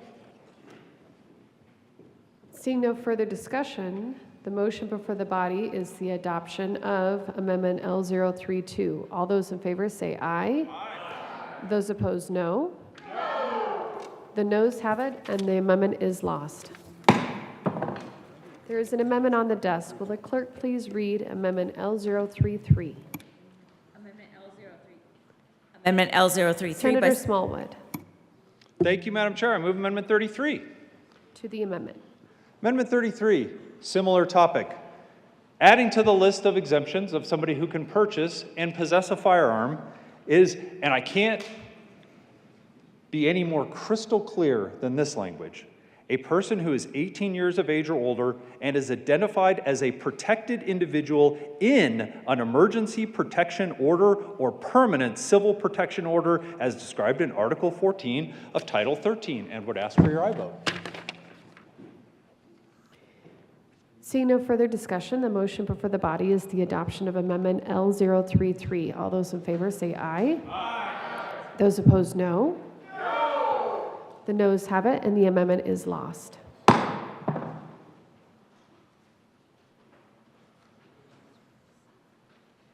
Seeing no further discussion, the motion before the body is the adoption of Senate Bill 169. All those in favor say aye. Aye. Those opposed, no. The ayes have it, and the bill is adopted. Minority Leader Moreno. Thank you, Madam Excuse Chair. me, Majority Leader Moreno. Thank you, Madam Chair. I move the committee rise and report. The motion before the body is to rise and report. All those in favor say aye. Those opposed, no. The ayes have it, and we will rise and report.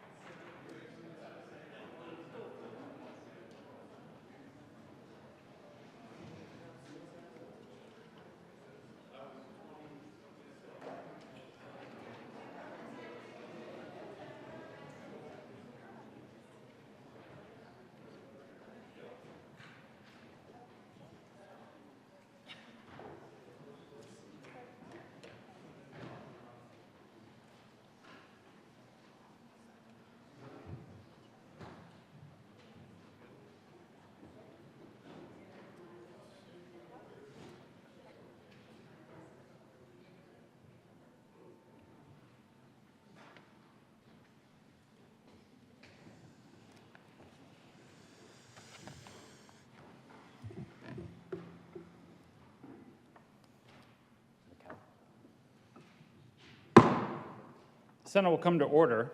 Senator Zenzinger. Thank you, Mr. President. Your committee has had one bill under consideration. Will the clerk please read the report? Mr. President, your Committee of the Whole begs leave to report it has had under consideration the following attached bills, being the second reading thereof, and makes the following recommendations thereon. Senate Bill 169 is amended, passed on second reading, and ordered engrossed and placed on the calendar for third reading and final passage. Senator Zenzinger. Thank you, Mr. President. I move the report. The motion is the adoption of the Committee of the Whole report, and there are some amendments at the desk. Will the clerk please read Cow Amendment 1? Cow Amendment 1, Senator Smallwood moved to amend the report of the Committee of the Whole to show that the following Smallwood floor amendment L030 to Senate Bill 169 did pass. Amend the Mullica floor amendment Senate Bill 169 L022, page 3, line 24, strike or page 3, line 26, strike 16.2. Senator Smallwood. Thank you, Mr. President and colleagues. We get another chance here now that you've had a chance to think this over a little bit. Adding to the list of exceptions, those people who can purchase and possess a firearm. A key word in this amendment that I hope you pay close attention to is unreported. You're more than likely going to have a personal opinion about this. You either think that there is a good, solid, sane reason for domestic violence, domestic assault, stalking to go unreported, because the statistics are clear about how that is fatal to women far too often. So I would ask for your aye vote, allowing a person who is at least 18 years of age and provides to the seller of the firearm at the time of purchase, or if found in violation of subsection 1A of this section to law enforcement, a signed document attesting that the person has been an unreported victim of stalking. Permanent would be, in any situations, it would be grounds for an emergency or permanent civil protection order, domestic violence, domestic abuse. Would ask for your aye vote. Thank you.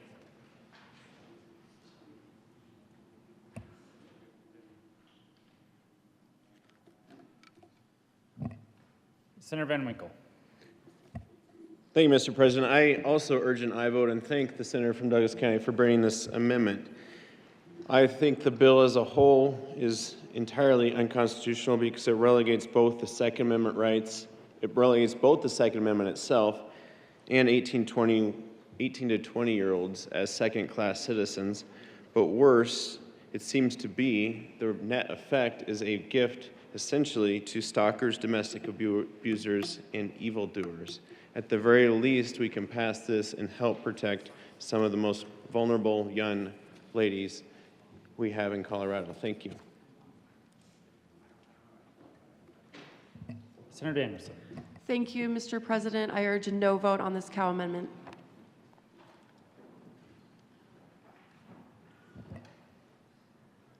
The question before the body is the adoption of Amendment Cow 1.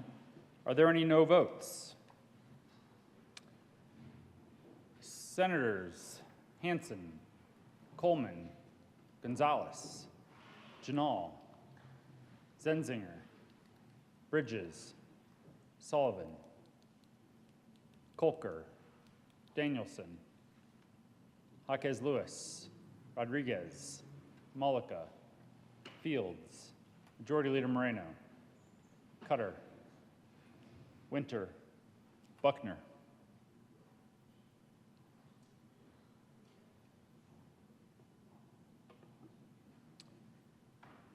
With a vote of, please add the president. With a vote of 17 ayes, 18 noes, 0 absent, 0 excused, Cow Amendment 1 fails. There's another amendment at the desk. Will the clerk please read Cow Amendment 2? Cow Amendment 2, Senator Smallwood moved to amend the report of the committee. Smallwood. Thank you, Mr. President. Colleagues, if the word unreported concerns you, I don't fault you for that. Before I studied this, I would have felt the exact same way. If that's why some of you chose to vote no on the prior amendment, this one is much more clear. Cow Amendment 2 adds to the list of exemptions a person who is 18 years or older and is a victim of domestic violence as defined in the section, or domestic abuse, is a victim. Would ask for your aye vote. Is there further discussion? Senator Danielson. Thank you, Mr. President. I urge a no vote on this amendment. Question before the body is the adoption of Cow Amendment 2. Are there any no votes? Senators Hansen, Coleman, Gonzalez, Janal, Zenzinger, Bridges, Sullivan, Winter, Cutter, Jaquez Lewis, Colker, Majority Leader Moreno, Danielson, Mullica, Rodriguez, Fields, Buckner. Please add the president. With a vote of 17 ayes, 18 noes, 0 absent, 0 excused, Cow Amendment 2 fails. There's another amendment at the desk. Will the clerk please read Cow Amendment 3? Cow Amendment 3. Senator Smallwood. Thank you, Mr. President. I move Amendment 3. To the amendment. Colleagues, adding to the list of exemptions, a person who can purchase and possess a firearm would be a person who is 18 years of age or older and is the victim of stalking, as described in Section 18-3-602. Would ask for your aye vote.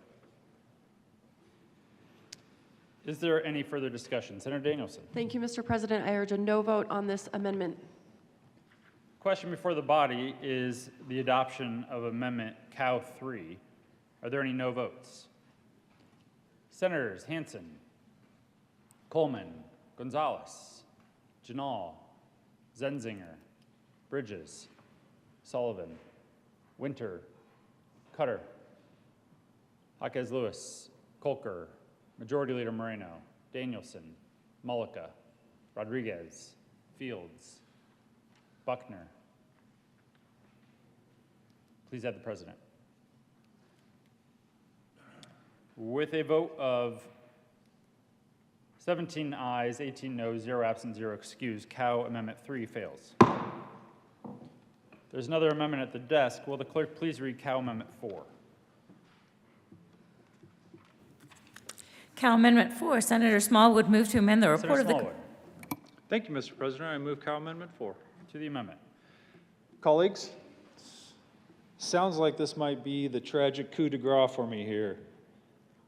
Allowing to the list of exemptions a person who is 18 years of age or older and is identified as a protected individual in an emergency protection order or permanent civil protection order, is a protected individual.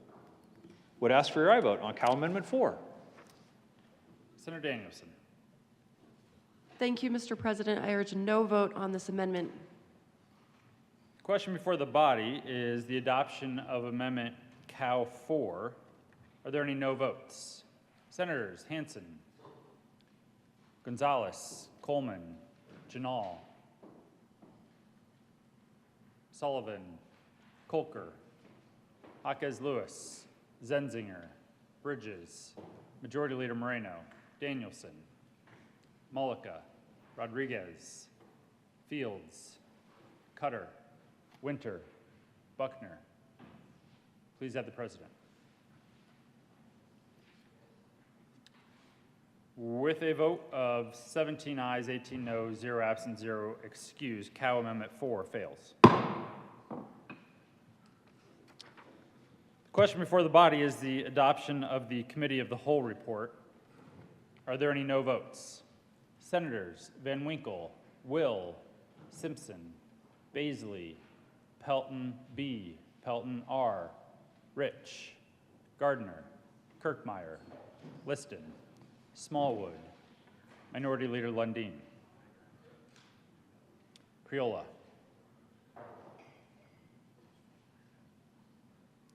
With a vote of 22 ayes, 13 noes, 0 absent, 0 excused, the Committee of the Whole report is adopted.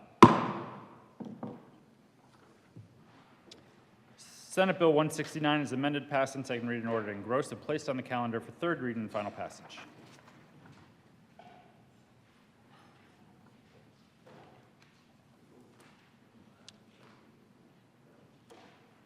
Majority Leader Moreno.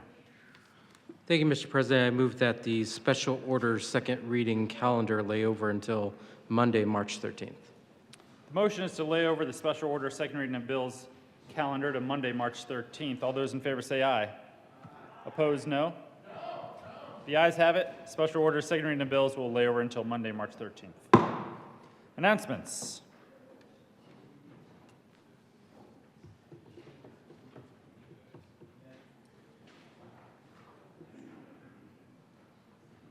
Majority Leader Moreno. Thank you, Mr. President. I move that the Senate adjourn until Monday, March 13th at 10 a.m. You have heard the motion. All those in favor say aye. Opposed, no? The ayes have it, and the Senate will adjourn until 10 a.m. Monday, March 13th, 2023.